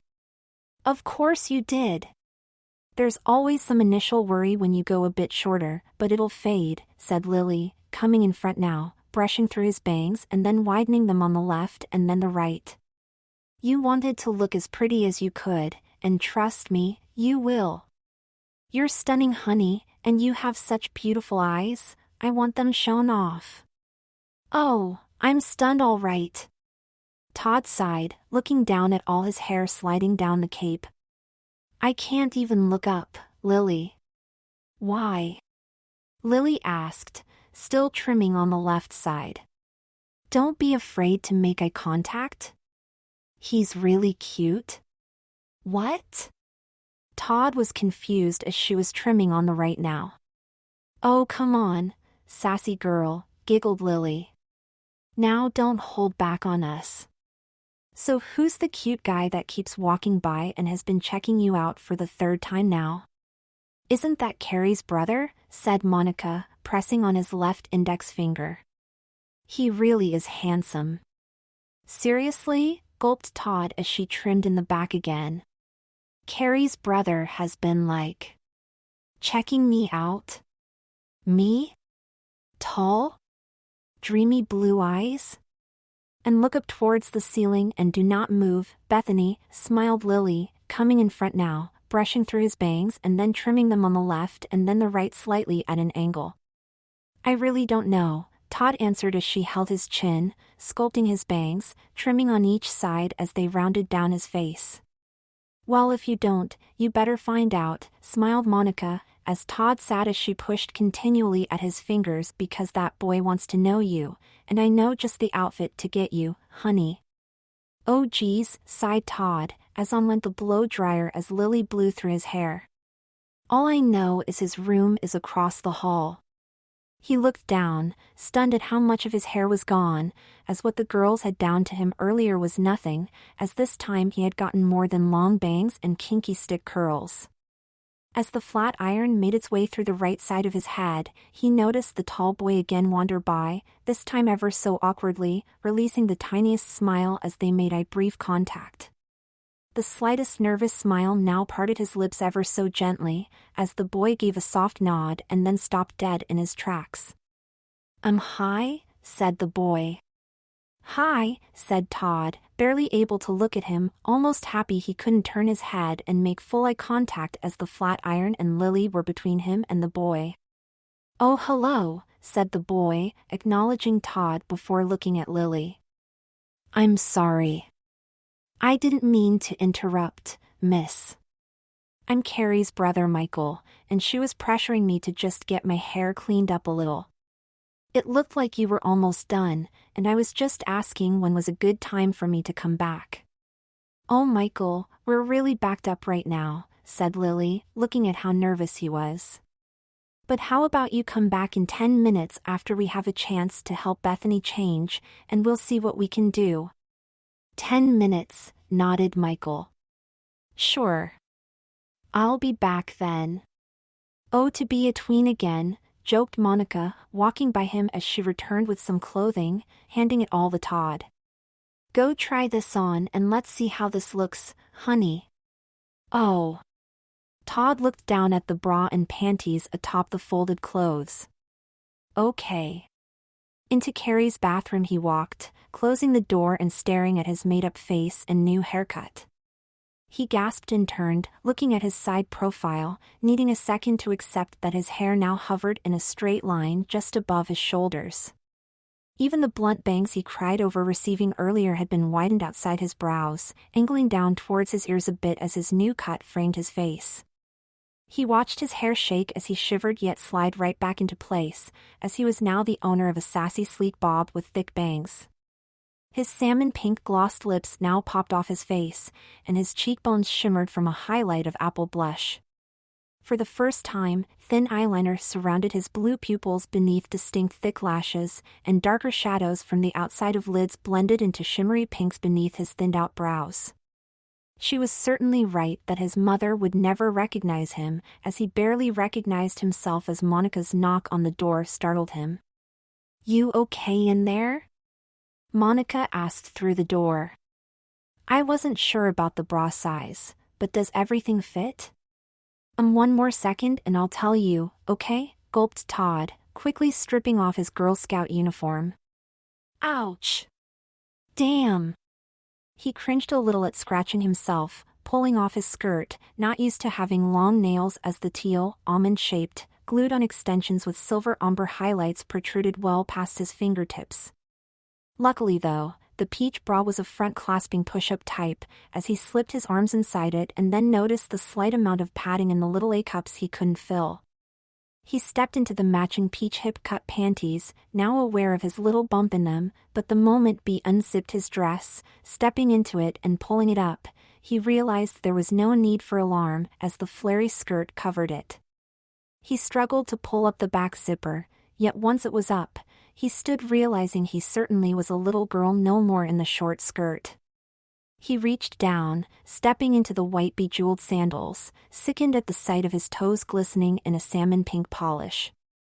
There was little he could do now but unlock the door, as Monica and Lily stood awaiting his appearance to model his new look for them in his short-sleeve, cold-shoulder, apricot-colored Clinique mini dress. "Now that's what I'm talking about, Bethany," smiled Lily as he stepped out. "Damn girl! So you like that or what?" "Great choice, Monica." "I'd say job well done, Lily," said Monica, high-fiving Lily. "My favorite makeover of the day. You look sensational, sweetie." "I can't even believe this is me," said Todd, holding the ends of his flaring skirt. "I barely recognize myself." "Well, I'm sure you were already used to being pretty," said Monica, coming over and clipping on a necklace and then a bracelet. "It's just you'll have to get used to being sexy." "And don't worry, we all easily adjust to that," said Lily, covering his eyes and then saturating his head in hairspray before hugging him. "We're going on a break now, so did you need anything else, sweetie?" "What else could there be?" asked Todd as Monica touched some perfume to his neck. "Not a damn thing. You look perfect, so let's try to keep it that way," said Lily, stuffing a few things in a small pocketbook and handing it to him before shaking her hairspray. "Eyes closed, honey." Lily covered his eyes with her palm, and then saturated his head in hairspray before finally the fizzing stopped. As he looked up through the fumes, the girls grabbed their pocketbooks and waved goodbye as they exited, heading off to break. He had gotten the makeover he asked for, even if it was so much more extreme than he expected, thinking he could use this for some revenge against Carrie and the girls if he caused just a little angst by teasing their boyfriends. He stepped back into the bathroom, wondering if he had the courage at all to act the part and mess with their heads, staring at himself, wondering if it would even work anyway.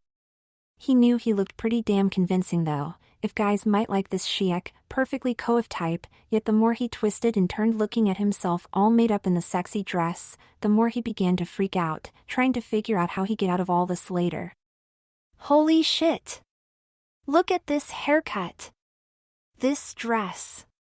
This is..." Todd stared at himself from every angle, touching his hair and his dress before getting startled.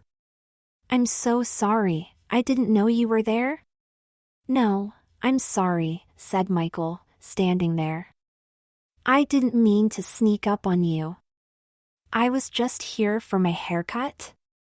It's okay, but the girls are on break, said Todd. And sorry you had to hear all my whining. What whining? Smirked Michael.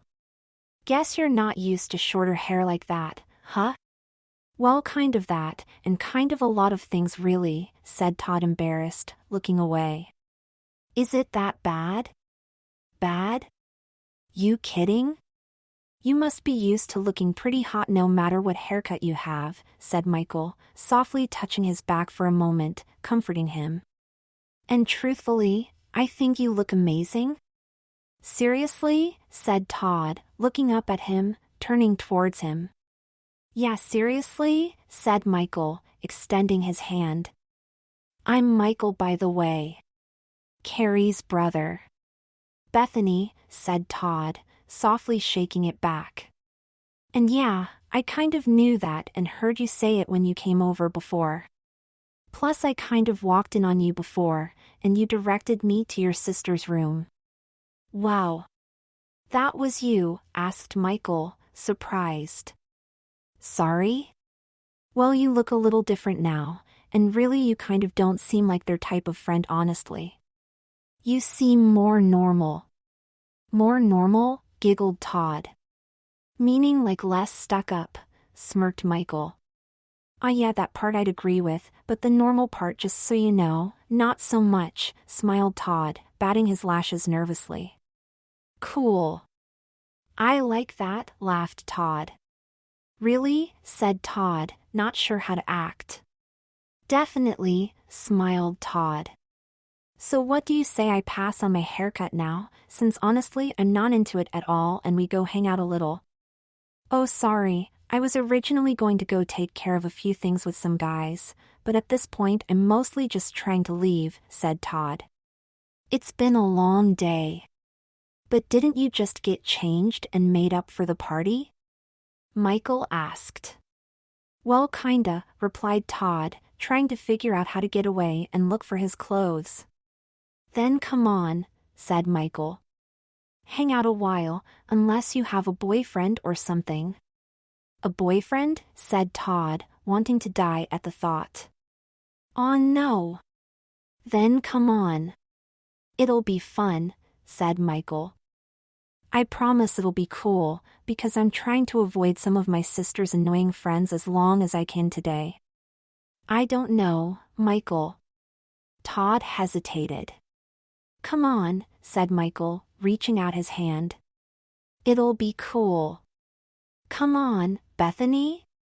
Michael, you seem really nice, but trust me, you really don't want to hang out with me, said Todd, stepping back. Yeah, I do, said Michael, getting on one knee, grabbing his hand. Come on. I really don't have a lot of friends, so please don't make me beg, but I will if I have to. Okay. Okay. Please get up. Fine, but just for a little while, said Todd, looking down, having his hand gripped.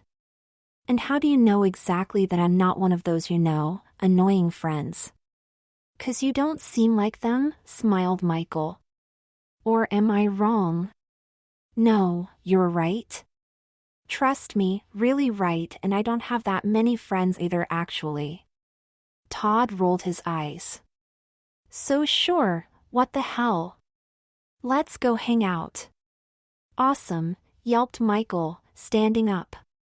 But just not with everyone, okay? Said Todd, looking around and stroking his hair.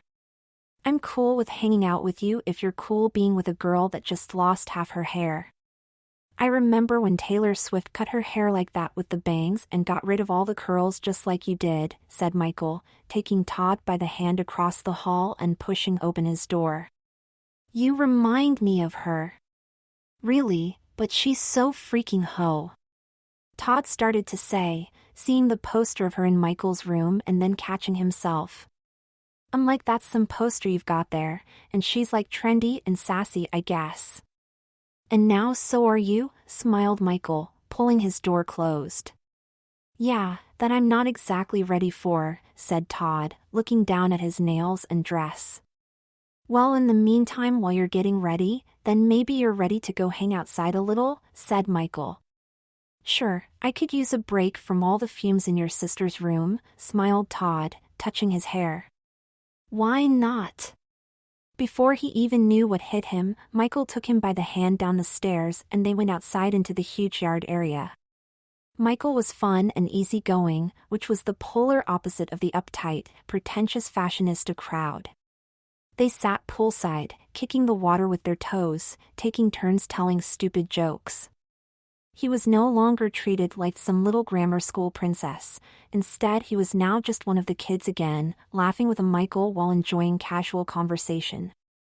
They had hit it off as friends, which was all Todd had longed for since he had been moved to this 8th grade class in school, yet never did any of the other kids care to really befriend him at any point. It was what he was hoping for by attending the party today, never expecting to be dressed as he was. Yet he was completely himself, apart from being made over as Bethany. It felt so bizarre to have the boy dry his feet, but so comforting as they ran barefoot, holding hands to the huge jungle gym. When Michael lifted him like a rag doll, unexpectedly placing him on a swing, he was suddenly holding down his skirt from blowing in the wind while being pushed by the muscular boy. Oh my God! Easy, Michael, squealed Todd as he was going really high now. No way, higher, Michael chuckled as Todd crossed his legs and held onto the ropes. No, yelped Todd, almost parallel to the top bar.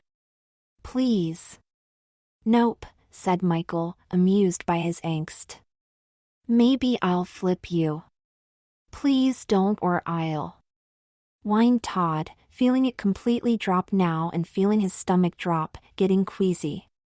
Okay, laughed Michael, grabbing the ropes as he came back and digging in his heels, stopping it. Don't make me scared, since you're threatening me. Thank you, said Todd, breathing heavy as he sat on the swing seat and gave him a look as it stopped, while he was laughing. And it wasn't that funny, was it? Well, smiled Michael, holding up his hands. I wouldn't want to piss you off. You're too tough for me. Really? Laughed Todd, softly pushing him into his chest, sending his own swing slowly back a few feet as Michael never budged. Scared I was going to kill you, huh? Oh, I wasn't scared, said Michael, stepping right back towards him, grabbing each side of the ropes. And that's not why I stopped pushing you? Oh yeah? Why then? Smiled Todd, rolling his eyes before pointing at him as he held on. And don't you dare do that again? Nah, rather keep you closer, said Michael, pushing back the swing a little, raising it a few feet higher until Todd was looking down at him. Because I'm pretty sure you said kiss, not kill. No, I said. Todd swallowed hard as he was helpless sitting in the elevated swing, never expecting Michael to reach up, touch his face and press down his lips, interrupting his sentence. Gravity now only made things worse, as his body was leaning down towards Michael's, giving him nowhere to go as suddenly he'd been caught in a passionate kiss. As much as he wanted to pull away, it would be impossible physically, yet something inside him was just as curious. The former little girl with the curls from just hours earlier had been physically transformed into a pretty tween now, a giddy teen lip locked with her feet dangling in the air. When finally it ended and he let the swing slide back down, they stared at each other, both seemingly with their heads in the clouds, as even once Michael lifted Todd from the swing and they walked holding hands, he still couldn't feel his feet touch the ground. They walked back to the pool area, putting their shoes back on before kissing some more, enjoying each other's touch and the moonlight. When they were smooching behind the cabana, he suddenly heard some whispers, and then pushed Michael back as his ears perked up. Anyone seen my brother, ladies? Asked Carrie. Any of you? Yeah, I'm pretty sure I saw him with some chick I've never seen before, a girl replied. Does he have a new girlfriend or something? No, said Carrie with a giggle. Not that I know of. You sure? Said the girl. I thought I saw him kissing some girl with like this stupid bowl haircut. At first I thought he was kissing a little boy. You mean like a Bob or a Pixie or something? Laughed Carrie. I mean, I doubt it, because he likes more girly girl types with long hair, so if he likes boys now, that's news to me. Okay, just tell me, I'm looking for him if you see him. As Carrie walked away, Todd turned towards Michael, giving him a look as steam filled his eyes. So I'm news now, said Todd, staring at him with his hands on his hips. You've been wanting to kiss a boy and that's why you kissed me. No, said Michael. Not at all. Bullshit, said Todd, extremely distraught. Look at all this makeup, and this outfit, and all you wanted was the boy underneath. Calm down, Bethany, said Michael, grabbing both of his hands. What the hell are you talking about? All I know is I met a fantastic girl that just so happened to get a haircut at my sister's stupid makeover party. Sure, I've never been with a girl with a bob before, but I already told you how hot you looked with it, didn't I? Well, gulped Todd, holding back his emotion. I guess. And I showed you the sexy Taylor Swift poster, so you know I like the type, replied Michael as he reached up, touching Todd's hair. You're gorgeous, Bethany, and the sexiest girl I've ever met. Come on, kiss me again? Really? Moaned Todd, getting visibly upset as a tear rolled down his cheek. But I didn't want my haircut like this, and you know it. Did you make them do this to me? Is that what's going on here? You wanted the girl in the poster? No, Bethany, said Michael, taking his hand. That was the stylist's. You know I'm not involved in any of that? I wish I could believe you, Michael, said Todd, shaking his head, gasping and wiping his tears. It's like everyone is out to get me at this party. Not me, and I'll tell you again, I think you're gorgeous, said Michael, scooping him up and softly planting a kiss. What are you doing? Yelped Todd, suddenly being carried in his arms. Put me down. Helping you feel better, said Michael, as he carried him in the back door and then up the back stairs. And making sure you don't run off. Now kiss me again. But? Todd began to say before being interrupted as they kissed while Michael carried him up the stairs and then softly put him down in Carrie's room. What are we doing here? Asked Todd, having horrible memories of being there earlier. Borrowing something from my sister, said Michael, ripping open a bottom drawer and pulling out a mound of hair extensions, tossing them on the bed. Turn around. I know they just snap in. I've seen her do it 1,000,000 times, and no one even knows when she has them in. I can't wear these, replied Todd, feeling one snap in and touching another one, lifting it into his hands. She'd probably kill me, but they look so perfect. I'll handle her, and who says we tell her? Said Michael, snapping in another. She probably has like tons of them all over the place. Oh, that part is true, I bet, said Todd as the third one snapped in. Okay, then, smiled Michael, snapping in the fourth one. There you go. Long pretty hair, Bethany. Whoa, said Todd, spinning around and then running into the bathroom looking in the mirror. Now that's a lot of curls. Holy moly! Not that I didn't like the bob because you know I did, but now that's sexy on you, said Michael, looking at him. You just might need like a headband or something though? Yeah, I guess, said Todd, touching his long wild hair. Or like a weed whacker. Maybe, but still really hot on you, smiled Michael. Can't you kind of fix them a little? Maybe, but I just kind of had even a rougher morning taming my tiny curls, but that's a different problem, said Todd, sliding hair from his face. Maybe I can figure something? First time trying wefts, honey, said a woman coming in. Well, said Todd, spinning around embarrassed. That obvious, huh? Well, a little, especially to the trained eye, but thing is, smiled the woman. Some of them are kind of in the wrong order, and they go under your hair, honey. That's how you hide the seams. Sorry, I helped her, said Michael. Well, then you're a wonderful boyfriend, dear, said the woman, walking over and unsnapping one and tossing it on the vanity. And so how about I take over and we won't take it personally, but I guess you didn't like your new haircut today, honey. Honestly, I guess it looked fine, but maybe I wasn't ready for it, said Todd as the next one came out. A lot of this stuff has been kind of a shock to my system today. I bet, said the woman. Well, I'm Evelyn, and all the stylists here work for me, so I'll tell you what. How about I fix you up, tweak a few things, and then you can go catch up with your boyfriend in about, say, 15 minutes, sweetie? Oh, sure, nodded Michael, coming over, squeezing his hand and then letting go.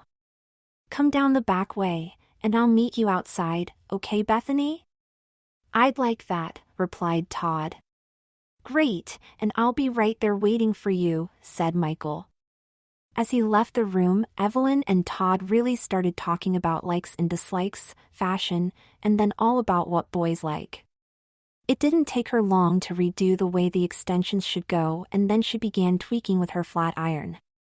The trimming now would be more about shaping the extensions, and then the tweaking would be more to fix his makeup.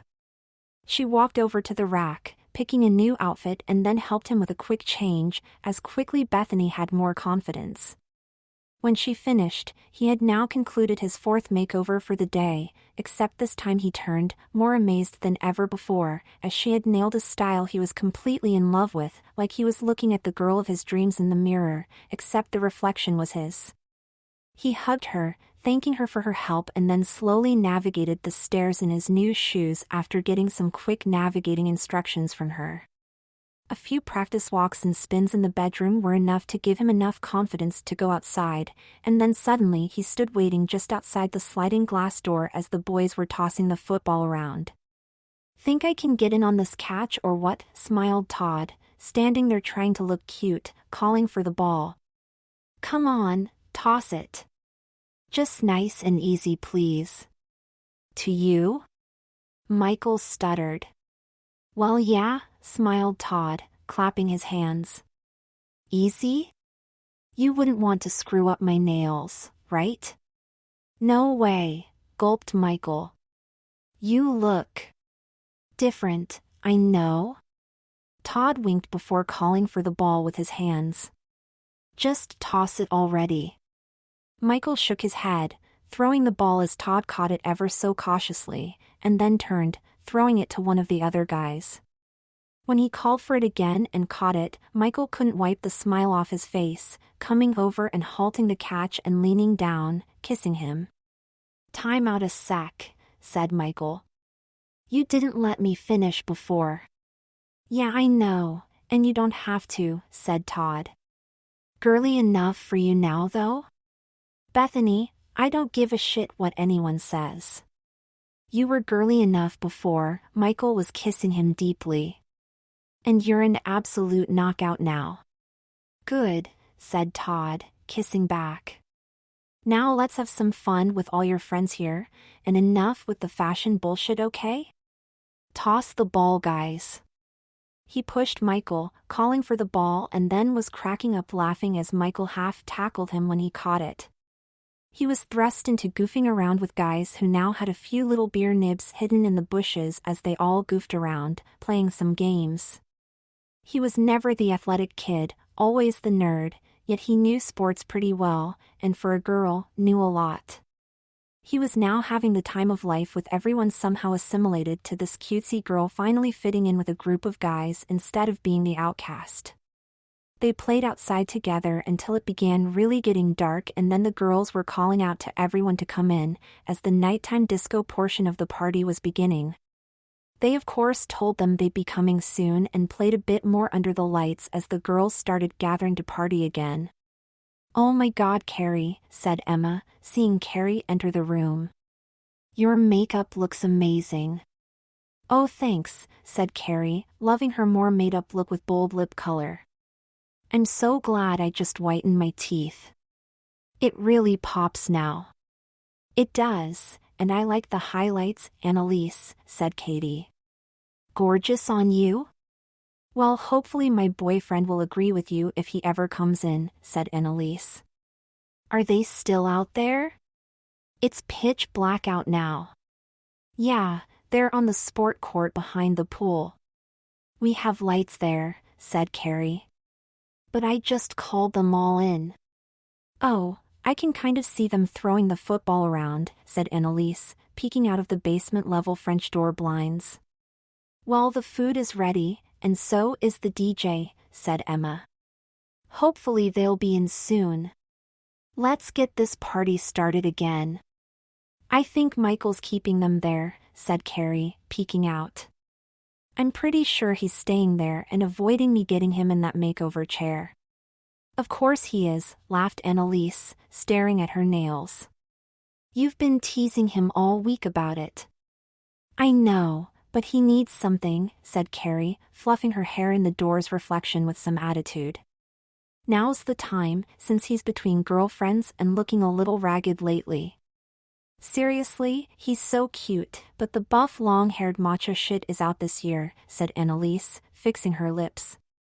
Just seeing him, I'm wondering how he could ever be your brother. I try with him.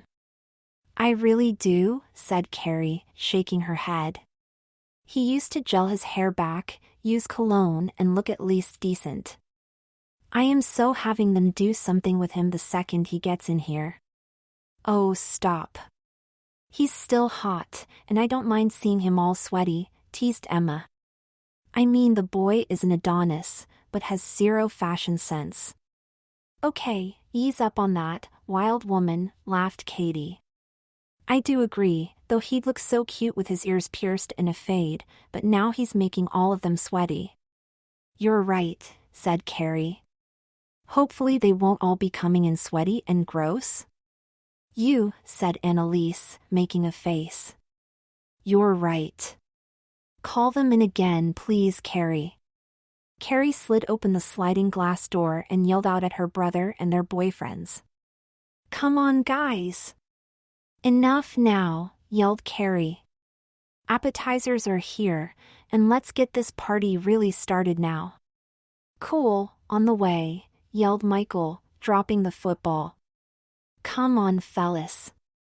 Food in round 2 with the ladies. Is that a girl out there playing catch with them? Asked Emma, looking out. I guess your brother does have a new girlfriend, said Annalise, seeing Michael with his arm around a girl and then kissing her. Whatever? Carrie rolled her eyes. At least my mother will be happy again. You, Anthony, said Annalise, touching her boyfriend as he ran in. Please go change that shirt and wash up. And I left you another outfit, Gregory, said Carrie, kissing her boyfriend and then pushing him away. Wear the blue top and the black slacks, please. And don't forget a little cologne. You'll be sweaty again soon dancing, and if you don't you'll stink to high heaven. The guys ran past them, grabbing some food like animals before heading into another room and changing into some of their new wardrobes. As the girls shook their heads, annoyed that their guys were a bit disheveled when they wanted them perfectly coiffed, the DJ began pumping the tunes again as the girls huddled in a little group, dancing. You can clean them up, but they're still so gross, said Emma. Well, not Michael, said Katie, looking up as Michael was heading down the stairs. Looks like he took your advice, gelling his hair and changing his shirt.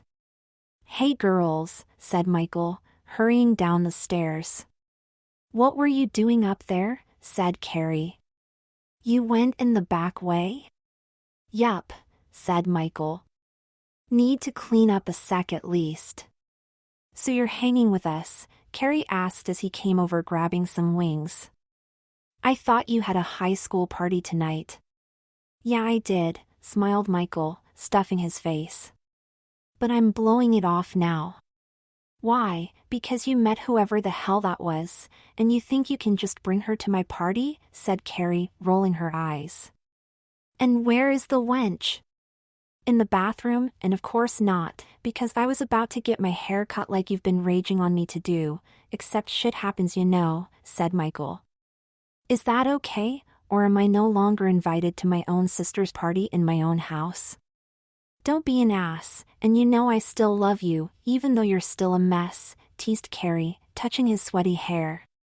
You need something new really bad, and I'm shocked you even met someone looking like this. I'm not, said Emma, touching his arm.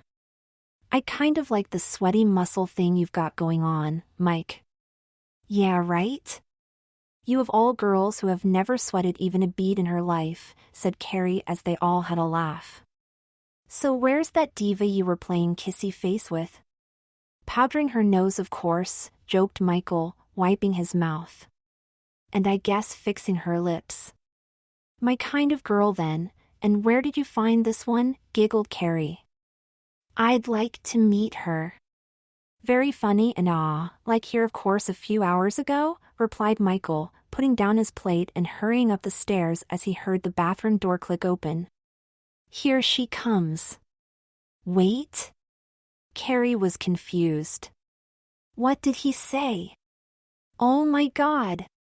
Those were the shoes I was going to take later which I left in your room and, squealed Emma before pausing. No way, bitch, said Annalise, grabbing Carrie's arm, seeing the girl holding her brother's arm walking down the stairs. All four girls stood stunned, seeing smooth legs in a short skirt and heels, gingerly traversing the wood steps down towards them as they stared, frozen. When the vibrant, canary-yellow 3-inch pumps finally stepped down to the basement floor, the looks of shock on the girls' faces were enough to bring a smile to Michael's new girlfriend as her hand slid from his bicep to his hand as they intermingled their fingers. They were completely dumbfounded, seeing the pretty girl in a slightly flaring black and silver plaid pleated skirt with a sparkly silver short-sleeved tunic top. Her long teal almond-shaped nails clutched the strap of her canary pocketbook with her left, and with her right hand, she held Michael's fingers. Glistening burgundy lips popped off her professionally made-up teen face, and thick lashes batted as she walked towards them looking radiant with a gleam emanating from her rosy cheekbones. It took a minute to sink in, but Carrie couldn't help but recognize her own handiwork, seeing the perfect dirty blonde bangs covering her forehead that turned to long straight hair from a side part, growing lighter as it spanned down her shoulders and well down her back. Behind the bangs, it was pulled back a few inches by a thin, black headband with a small canary offset bow and thin hoops hung from her ears. It almost seemed like slow motion as she approached the girl coupled with her brother, standing arm in arm with him. No way, gulped Carrie. I know, right? Said Todd, fluffing his hair. I had Lily do my hair and my makeup, plus later got some time with Evelyn. They're so good, right? Are you kidding me, Zoe? Said Annalise, looking steamed. Seriously? Zoe is my little sister? Did the peroxide from your highlights seep into your brain, Annalise? Said Todd, poking his nail into Annalise's forehead. I'm Bethany, moron, and do I look like my little sister to you? Not at all, gulped Carrie, staring in awe. Bethany? Well, I guess it's the bangs. I just got these today, Todd pointed to his bangs. They take a little getting used to, but somebody likes them, right, Stud Muffin?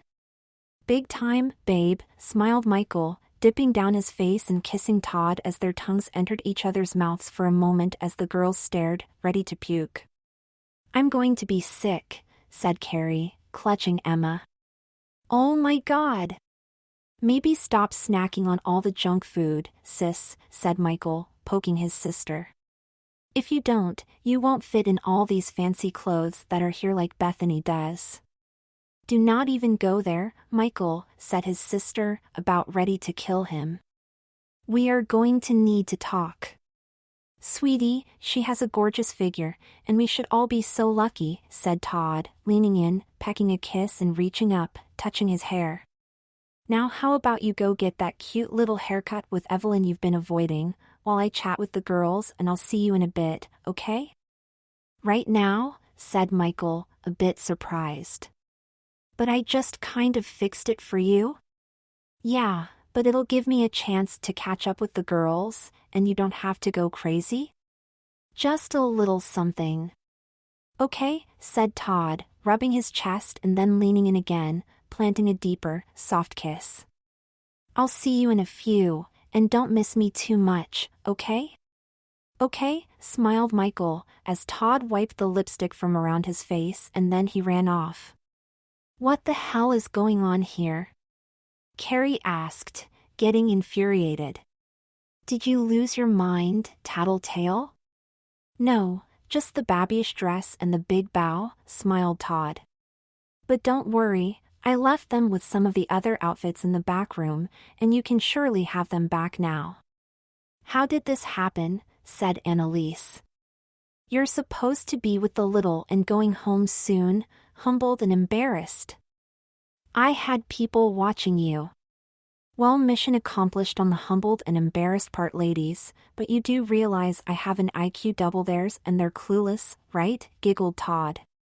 Be happy if you go back and the kids don't have those 7th graders tied up in the corner when you get there. He's right, nodded Emma. I told you 7th graders watching them was a bad idea. All those girls are thinking about is that you're letting them come to this party at 9, and it's already 8:30 p.m. Fine, you snuck out and changed, said Carrie with her hands on her hips. But that's my brother I saw you with? I know, said Todd with a big smile. He's a doll? Are you nuts? Said Carrie, pointing. Get the F away from him. He obviously thinks you a girl, and he just had a bad breakup. I know, and that's her loss, said Todd. We talked so much about how she treated him like crap, and I'm so glad we met. I really like him. That's bullshit, yelled Annalise. Since when do you like guys? Well, since today, thanks to you girls, smiled Todd, wiggling his face. Who knew? That's so gross, and get away from him, said Carrie, getting irate. You'll freak him out if he finds out you're not a girl. He might be a big tough guy, but he's sensitive. Yeah, I know he is, and I for one think that's adorable for a guy, smiled Todd, flicking his hair. You see, thing is, I can totally relate, and who says I'm not a girl? Thanks to all of you ladies. Please stop, said Carrie, holding her stomach. Like I could, smiled Todd, putting his hands on his hips. After that last makeover, I felt even more girly than the other two. Your makeover artists here are amazing. Other two? Said Annalise, stunned. You mean like this one and the one we gave you? Oh well. Not exactly. I really didn't count that, said Todd, flicking his wrist. But if you do, I guess this is my 4th? 4th? Said Carrie, doubting him. Yeah, right, in like 4 hours? Well, like 6 hours, but I know math isn't your thing, birthday girl, smiled Todd. Thing is. At first I was so freaked out by being Zoe and you mean girls leaving me there, but then eventually I adapted with the younger girls and I kind of fit in. Then after Liz changed me, I lasted quite a while with the pigtails and bouncing and birthday cake crap there before I was able to easily duck out. Then while I was looking for my actual clothes, I found one of the racks from Girl Scout outfits and a light bulb went on. I figured it would be easier to wander around looking like I belonged until I found what I came in, so I changed my clothes, pulled out the bow and then got accidentally pulled in by one of the stylists the first time and then again later. This is so confusing, said Annalise, dumbfounded. So messed up? Well yeah, nodded Todd. I was searching and met your brother, and then next thing I knew I'm almost crying, because apparently I agreed to this shoulder-length bob. I really don't even know how it happened. It just happened so fast. That makes no sense, said Annalise, confused. Your hair isn't bobbed, and Michael didn't even get a haircut. He just went now for a haircut? You sent him yourself? Well, yeah, it was bobbed, and I didn't say Michael, he did. I met him in his room, and then when he stopped by, and then again outside again later with your boyfriend, Anthony, Todd said with a smirk. Oh, and by the way, I comforted him after what you put the poor guy through getting that stupid quiff, and the guys did like my haircut, but it didn't last for me. You better explain that, Butch, said Annalise, growing more angry. What the hell does that mean? Meaning you should go next. Apparently the guys love chicks with bobs, said Todd, taking out his phone. Let me show you? It was cute and the guys liked it, but I really wasn't ready to go that short. I needed to change it, and eventually I did in the next makeover. That's not what I'm talking about, bitch, yelled Annalise. Not the hair. The comforting? What the hell is that about? Relax, it was just comforting. I have a boyfriend now, said Todd, shaking his head and rolling his eyes. A little hugging and touching, but really I hung with all the guys. I hung with Anthony and Gregory, plus Toby and Charlie. Oh yeah, and then we played this game together. It was a little awkward being the only girl, but a lot of fun. What game? Carrie asked, not sure she wanted the answer. Well, they called it Spin the Bottle, said Todd, raising his brows. It was not at all what I expected.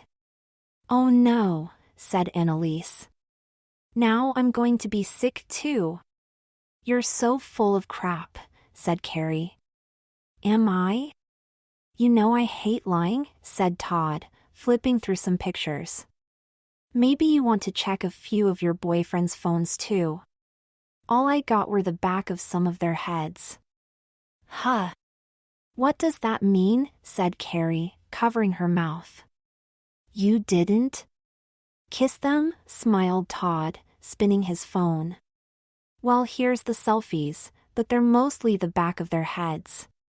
They were so preoccupied, they didn't even know I took them, but there'll be some better shots taken by the fellas of each other kissing me. Oh my God, said Carrie, ripping it out of his hand, scrolling down the phone. I'm going to vomit. You know I thought that at first, but then it was kind of fun, said Todd. They're both really good kissers, and they didn't mind at all taking turns with me. I can't believe you kissed our boyfriends, said Annalise, looking ready to choke him. This is beyond belief that you'd do this to us, let alone anyone. Well, why? It was just a little kissing, and such a fun game, smiled Todd. You kissed me, remember, and took turns? That was different, screamed Annalise. Was it? Said Todd. To you it meant nothing, but to me it was amazing. Those were my first kisses with girls, and now these were firsts as well. The guys were at least not doing it to make fun of me, and it was kind of hot if you really want to know. Hot? Said Carrie, feeling flush. It's my birthday, and I haven't even had a hot kiss with him, but you did? Don't worry, you can have them back. All of them. Your brother is really my type, said Todd.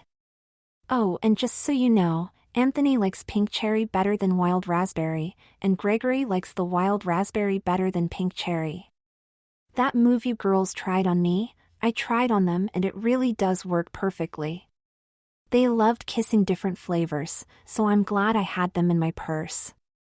If you want, I'll text you both what they really like, since we all know you're not that great at remembering important facts like on the bio midterms.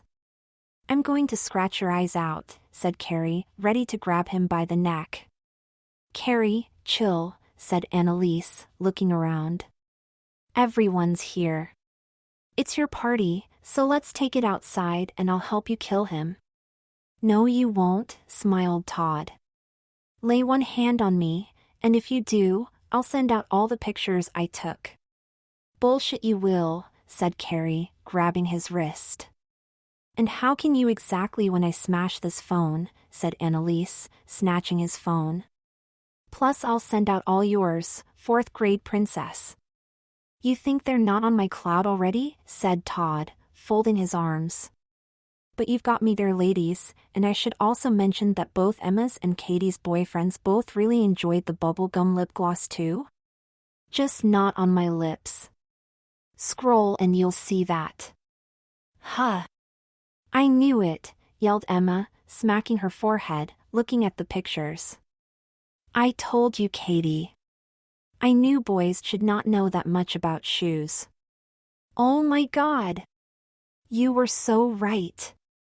We should have known when they helped pick out our outfits at the mall, said Katie, grabbing Emma's arm, staring and then twisting away her neck. They're kissing each other. I can't even look at it. I see tongue. Don't worry, they still like you girls, said Todd. Or they're a bit confused, kind of like I am now, but what I'm not confused about is how much I like your brother, Carrie, so maybe all this was meant to be. Bullshit it was, said Carrie, getting wild again. Stay away from my brother, or I'll rip out your hair, bitch. So violent, and if you really want to, fine, but wreck them and you'll be sorry, I bet, said Todd, stroking his hair. Even though the boys were into my bob, I wasn't that comfortable with it, so Michael got these from your room. These are your extensions, and they're in there pretty good, as the stylist put them in, so better the professionals take them out. They can't be? They were in my bottom drawer, and they're for special occasions, said Carrie, memorized, looking at them. Well, it's a special occasion for me, since I found a new me I'm really enjoying, and a really special guy, smiled Todd, running his fingers through the long locks. Now before you go all postal on me, which my boyfriend would not like, I think I have a great idea that will work for all of us. A great idea? Which damn well better not include any more of my stuff, since those are my new earrings too, aren't they? Carrie asked, touching the big silver hoops in his ears, and then touching his hair. These were last Christmas's gifts that I don't share with anyone, and I just spent an hour curling these extensions for my cousin's wedding next weekend. Yeah, well, that you'll need to do again, and it only took the stylist like 10 minutes to straighten them for me, said Todd, shrugging his shoulders. And do you know how much it hurt putting in these earrings? You'll definitely need to help me later with some studs before I leave, and maybe now's a good time to bring up that wedding. What about it? Asked Carrie, already annoyed. Well, I was thinking you could help me a little, since your brother asked me to go with him, smiled Todd. To the wedding? Said Carrie, grabbing her head. The family wedding, with like my entire freaking family attending? Yes, and I'm so excited about it, said Todd, reaching over and giving a stunned Carrie a hug. So from this point forward, we're all going to besties. You help me and then I'm going to help all of you. Won't that be fabulous? Yeah, I do not think so, snapped Annalise. Oh, come on, said Todd with a smirk. Let's just be friends, put everything behind us and let me help you. Help us with what? Said Carrie. The only help I need is help to mentally wipe away the thought that you kissed my boyfriend. I know you must have tricked him, just like you're tricking my brother. The only person I was thinking about tricking would be our teachers, said Todd, rolling his eyes. I was thinking I'd handle all of the homework for all us and let you girls cheat off me. Seriously? Emma asked. Yeah, and then you could help me, said Todd. You know, kind of with all this being a girl and a girlfriend stuff? We're talking about like next week? Or what exactly here, said Katie. No, the rest of the year, Todd answered, raising up his hand. Girl Scouts honor and all year. Science projects, math and all the papers. I can easily do your 4 plus mine even faster than one of you dingbats can do one. Hey! We're not, started Emma. Don't be stupid, Emma, said Annalise, tapping her chin. You know the dweeb is right, and if you promise to stay away from my boyfriend, then I'm down with that. I hate schoolwork, and so do all of you. Carrie? Guys, you're asking me to let him date my brother so we don't have to do homework or study, said Carrie, shaking her head before getting right in his face. How can I do that in good conscience? Give me my earrings, bitch. Ouch. Easy. Todd cringed as she almost ripped off his ear before he stopped her taking them out and handed them over. Think about what you're saying, Carrie, said Emma. That's a lot of work we'd be dumping.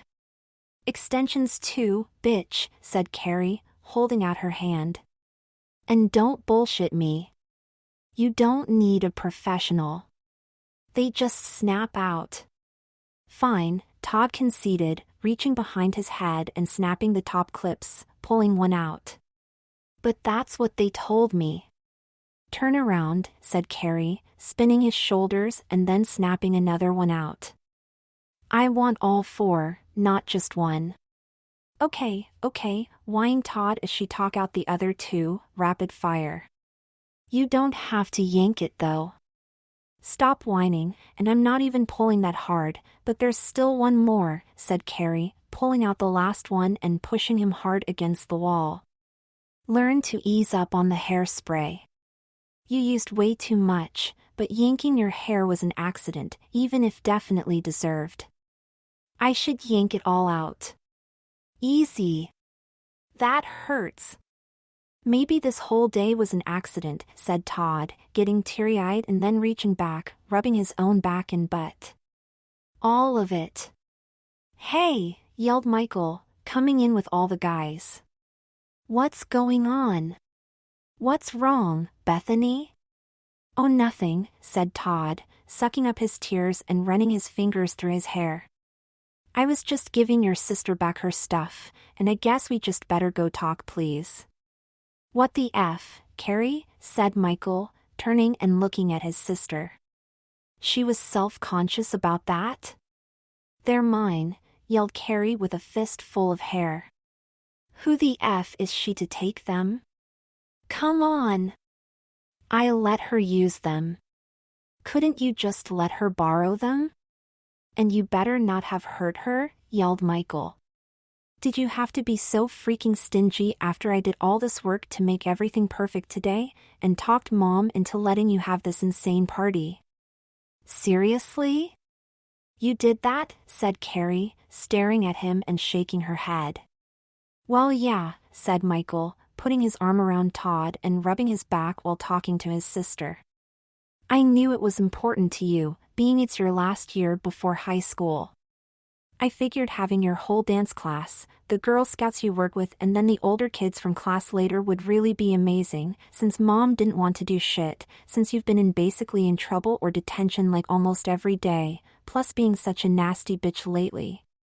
Oh my God, Michael, replied Carrie, ready to cry. I can't believe you did all that for me. Yeah, well, just go enjoy your party and let's go outside for a bit, beautiful, said Michael, taking Todd in his arms, kissing him and then stroking his hair, looking into his eyes. I need to get some air too. You really think I look beautiful like this? Smiled Todd, touching his bangs. You know I do, said Michael, looking into his eyes and sliding his hand across Todd's ass. They didn't hurt you, did they? Of course not. It was just girl stuff, so your little tail here has got nothing to tattle, honey, sighed Todd, allowing Michael to softly rub his ass while glancing at the girls, biting his lip, loving it and then taking a breath, looking at Michael. But you're so sweet, and you were cute before, but I'm loving the flip haircut with the fade. Nice choice, stud muffin. My sister's idea, the stylist said, smiled Michael, kissing Todd and then taking his hand. Now come on, like I said, you're just as beautiful with the shorter haircut, and who needs all that hair in the way when we play? Remember last time you almost got hit in the face with the ball when your hair got in your eyes? Well, yeah, that was the wind, and it mostly just hurt because my finger got bent back, said Todd, stretching his pretty fingers. I almost broke a nail, which I think might have hurt worse, so do we really need to go outside to play catch again? No, Cupcake, you throw like a girl, and I didn't ask the other guys to come with us, did I? Michael pressed down on his lips and then kissed him deeply before looking into his eyes when the kiss broke, touching Todd's side softly. Forget having a catch. I just thought I could give you the handoff and maybe tackle you in the end zone. How's that sound, unless my sexy tail banged her tailbone too hard? No, I'm just fine, especially now, sighed Todd, looking at him with a twinkle in his eyes. And sounds dreamy. Oh geez. Now I'm going to be sick to my stomach too, said Annalise, snapping her fingers at Anthony. And I can't believe I'm saying this, but sounds like it's time for me too? Time for what? Asked her boyfriend Anthony as she took him by the hand, yanking him away. And what did I do? Time for me to bob my hair obviously, said Annalise, rolling her eyes as she pulled him upstairs.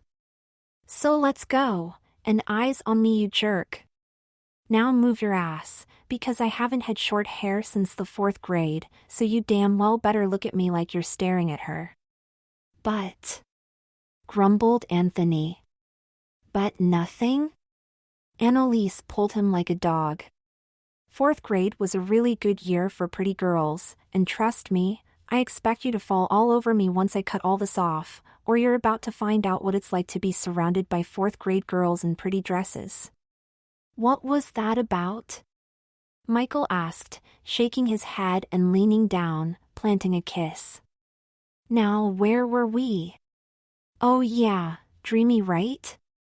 Wait 1 second, okay, said Todd, pushing back from the kiss, looking up and then biting his lip, taking a breath and looking over at Carrie. It really has been dreamy, and I really like you, but maybe we better go outside like you said, except talk first, okay? Yeah, maybe after some girl talk, said Carrie, interrupting and pulling Todd away. Sorry, brother, but I just need a minute with your girl, please. Come on, bestie. What are you doing? Todd yelped as she pulled him down the hall and then into the basement bathroom. Something I damn well better never regret. Turn around, smiled Carrie, spinning him away from her as he felt the first snap. Hold these. You're putting your extensions back on me? Todd asked as she snapped in the next one and took another from his hands.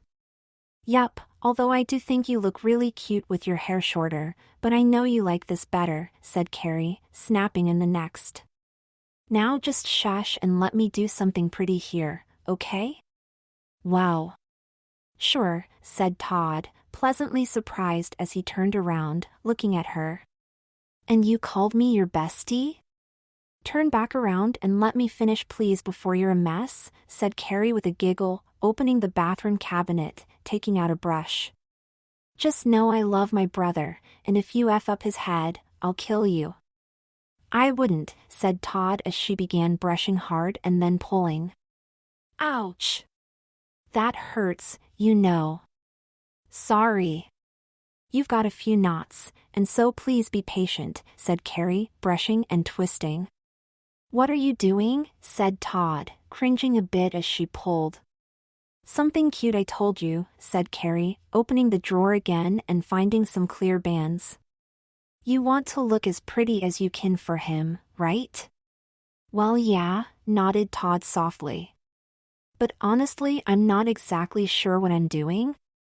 You're looking the part of his beautiful girlfriend, said Carrie, pulling on the other side now. I saw the way he looked at you. I know, said Todd, turning a little red. And I can't stop looking back the same way. Yeah, I know, and he deserves at least one night of fun after that last nasty bitch broke his heart, giggled Carrie, snapping in a band. Or really, I wish I knew what that was like. So enjoy it while you can, because it's not like that with every relationship, and certainly not with me and my boyfriend. Really? Todd asked, spinning around.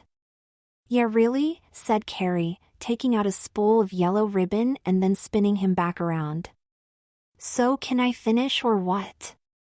Yes, please, smiled Todd, turning a sliced some ribbon from the spool and then added it to his hair. She took a moment pushing and pulling across the back of his head, meticulously working, and then gave him a hug before letting go, looking at him, smiling. "And be still, this will sting, but these you can wear home," said Carrie, taking out her studs and putting them in his holes. "Ouch," moaned Todd, quietly trying to stay tough. "Thanks." "You're welcome, and don't take these out." "Make sure you take good care, or your ears will get infected," said Carrie, screwing on the backs. "Sure," nodded Todd, holding back some tears. "Okay then." "So what do you think?" Carrie asked, angling the medicine cabinet mirror so he could see their reflection as she held up a big round handheld mirror in front. "Is that a heart?" Todd smiled, staring at the back of his head. "You braided my hair into a heart." "Well, just the top layer, and added the yellow ribbon throughout the braid before looping it into a pretty bow at the bottom," said Carrie, proud of her work, as a heart braid sat atop the back of his head with a yellow ribbon woven through it before ending in a big yellow bow. "It's kind of a silly girly thing I like to do sometimes when I'm feeling a bit, pretty, so I thought you might like it. If not, I can take it out." "So what do you think?" "I think I can't thank you enough for inviting me today," replied Todd, moving his neck. "And also I think I'll be here next Saturday at about 10 a.m. if that's okay?" Sure." "I guess that's fine," said Carrie, checking the knots on the braid to make sure they were tight. "But I was asking about the heart braid, Todd. I always find little touches like that to be flirty and romantic." "I was just asking if you liked it." "Oh, I'm sorry, and who's Todd?" smiled Todd. "Sorry, Bethany," smirked Carrie. "And the braids, bestie?"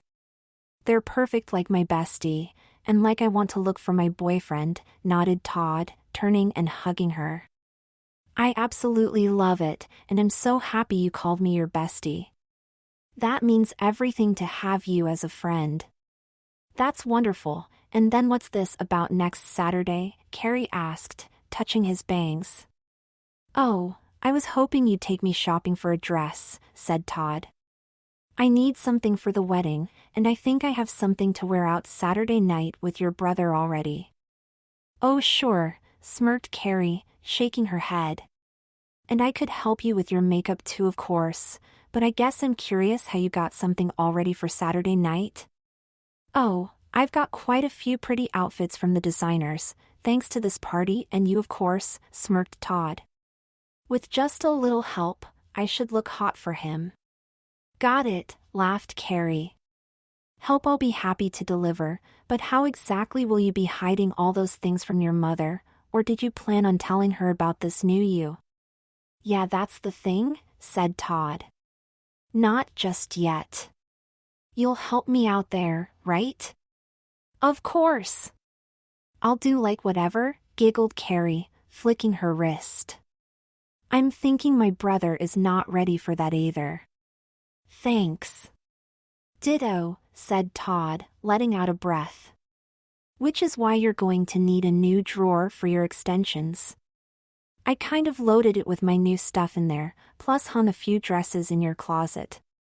"Unbelievable," Carrie shook her head. "Sure, I guess that's okay, bestie. I'm here for ya."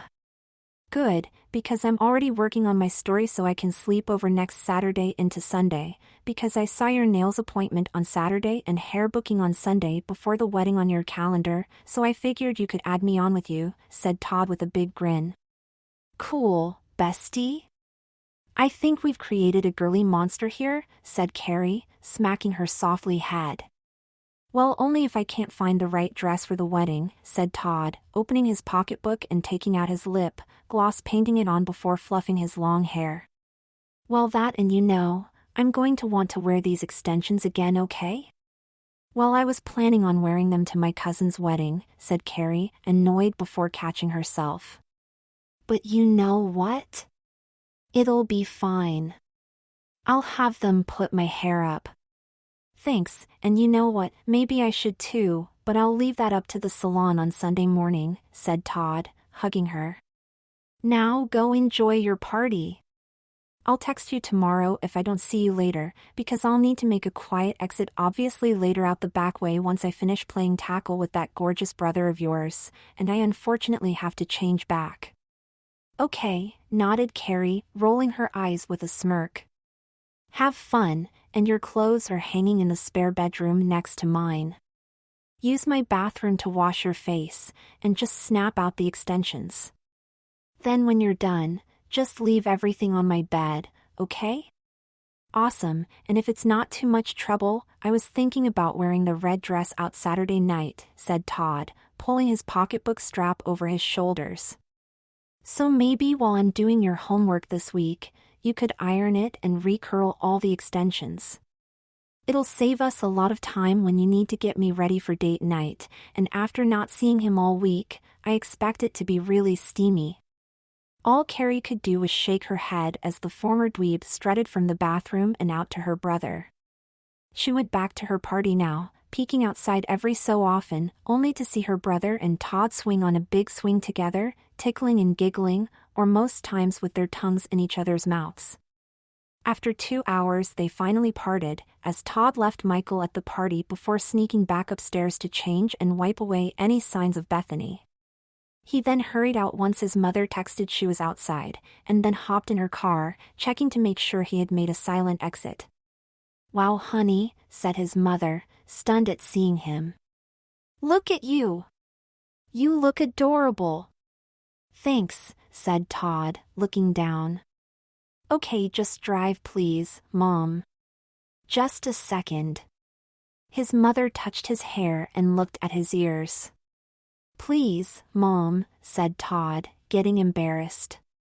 Todd had gelled his hair back behind his ears with a side part, and it was obvious now that a lot of the long length was gone. It was a dashing, slick look that had just a touch of volume next to the part, and his studs shined prominently next to his glowing cleansed skin. Excuse me, Mr. Junior GQ, joked his mother, putting the car in drive. I just can't believe you finally cut this hair. I love it, and I wasn't sure I would, but I love your ears pierced too. Well, everyone was trying things, but really it just kind of happened, said Todd. Did maybe the cute girl thing maybe have something to do with it, said his mother, reaching over and touching his ear. The cute girl thing? Questioned Todd. Honey, I'm your mother and I'm not blind, said his mother. Did you think I wouldn't notice? You noticed? Asked Todd. Yeah, I noticed, said his mother. Maybe do a better job wiping off the lipstick next time if you don't want me to question you, honey. Oh crap, gulped Todd, wiping his mouth with his sleeve. Do not wreck that expensive jacket, and that stuff does not wash off that easy, said his mother, reaching over and pulling down his arm. This stuff I'm just not ready for, Todd. I'm really not, and be happy your father isn't here? Mom, I'm sorry, said Todd, mortified. Things just happened, and I'm just not sure what came over me. You're not? Well, I do, and please don't try to BS me, said his mother, rolling her eyes. You certainly know better, and not that I like it, but I've seen the signs of it for quite some time now, you know? Really? Said Todd, cringing. Yes, really, said his mother in a scolding voice. I'm really not ready for this girl stuff, Todd. I'm sorry, said Todd, wanting to crawl under a rock. I didn't know I was either. I didn't plan any of this, Mom. Thought his mother, shaking her head, stopping him. So then this is more than just a one-time thing, I'm assuming? Well, I kind of think so, said Todd, taking a deep breath and looking away as he spoke. But the thing is, I've been invited back here next weekend for the day, a sleepover Saturday night, and as a date to a family wedding on Sunday if you'll allow it. Wow, said his mother, pulling over for a minute, shocked and looking at him. Then I guess this is more than a one-time thing, and that's quite a bit to dump on me all at once. I know, and I'm sorry, Mom, said Todd, peeking towards her with his hands folded, wiping his sweaty palms on his pants. but I needed to get it off my chest. Well, I guess I'm glad you did then, nodded his mother. Honey, I can understand a little puppy love at your age, but things like that are kind of like small commitments. You sure about this? And please take it slow, okay? As it is, you've already skipped 2 grades? Okay, nodded Todd. Promise, but I expect to skip more next year, and I'm sorry if I dumped all this on you. Don't be sorry, and just so you know, I saw the cute girl with the sparkly lips hugging you the second you got here, said his mother, patting his leg. I should have known right then you'd be coming home with her candy apple lip gloss on your lips. Oh, you mean Carrie? Replied Todd as a small grin appeared on his face, realizing now she was thinking he was just kissing a girl, not becoming one. Yeah, she's awesome. And just so you know, it's bubble gum flavor, not candy apple. Okay, I know you're advanced, but that's not something I was thinking you'd be knowledgeable about, laughed his mother. Remind me to stop at CVS this week and get you your own package of makeup wipes, since it appears my little sweetie might be coming home wearing some lip gloss again next weekend? Sure, smiled Todd, breathing a sigh of relief and staring out the window, daydreaming about kisses. I'll try to take care of that before I leave to come home, but more than likely it's a good possibility.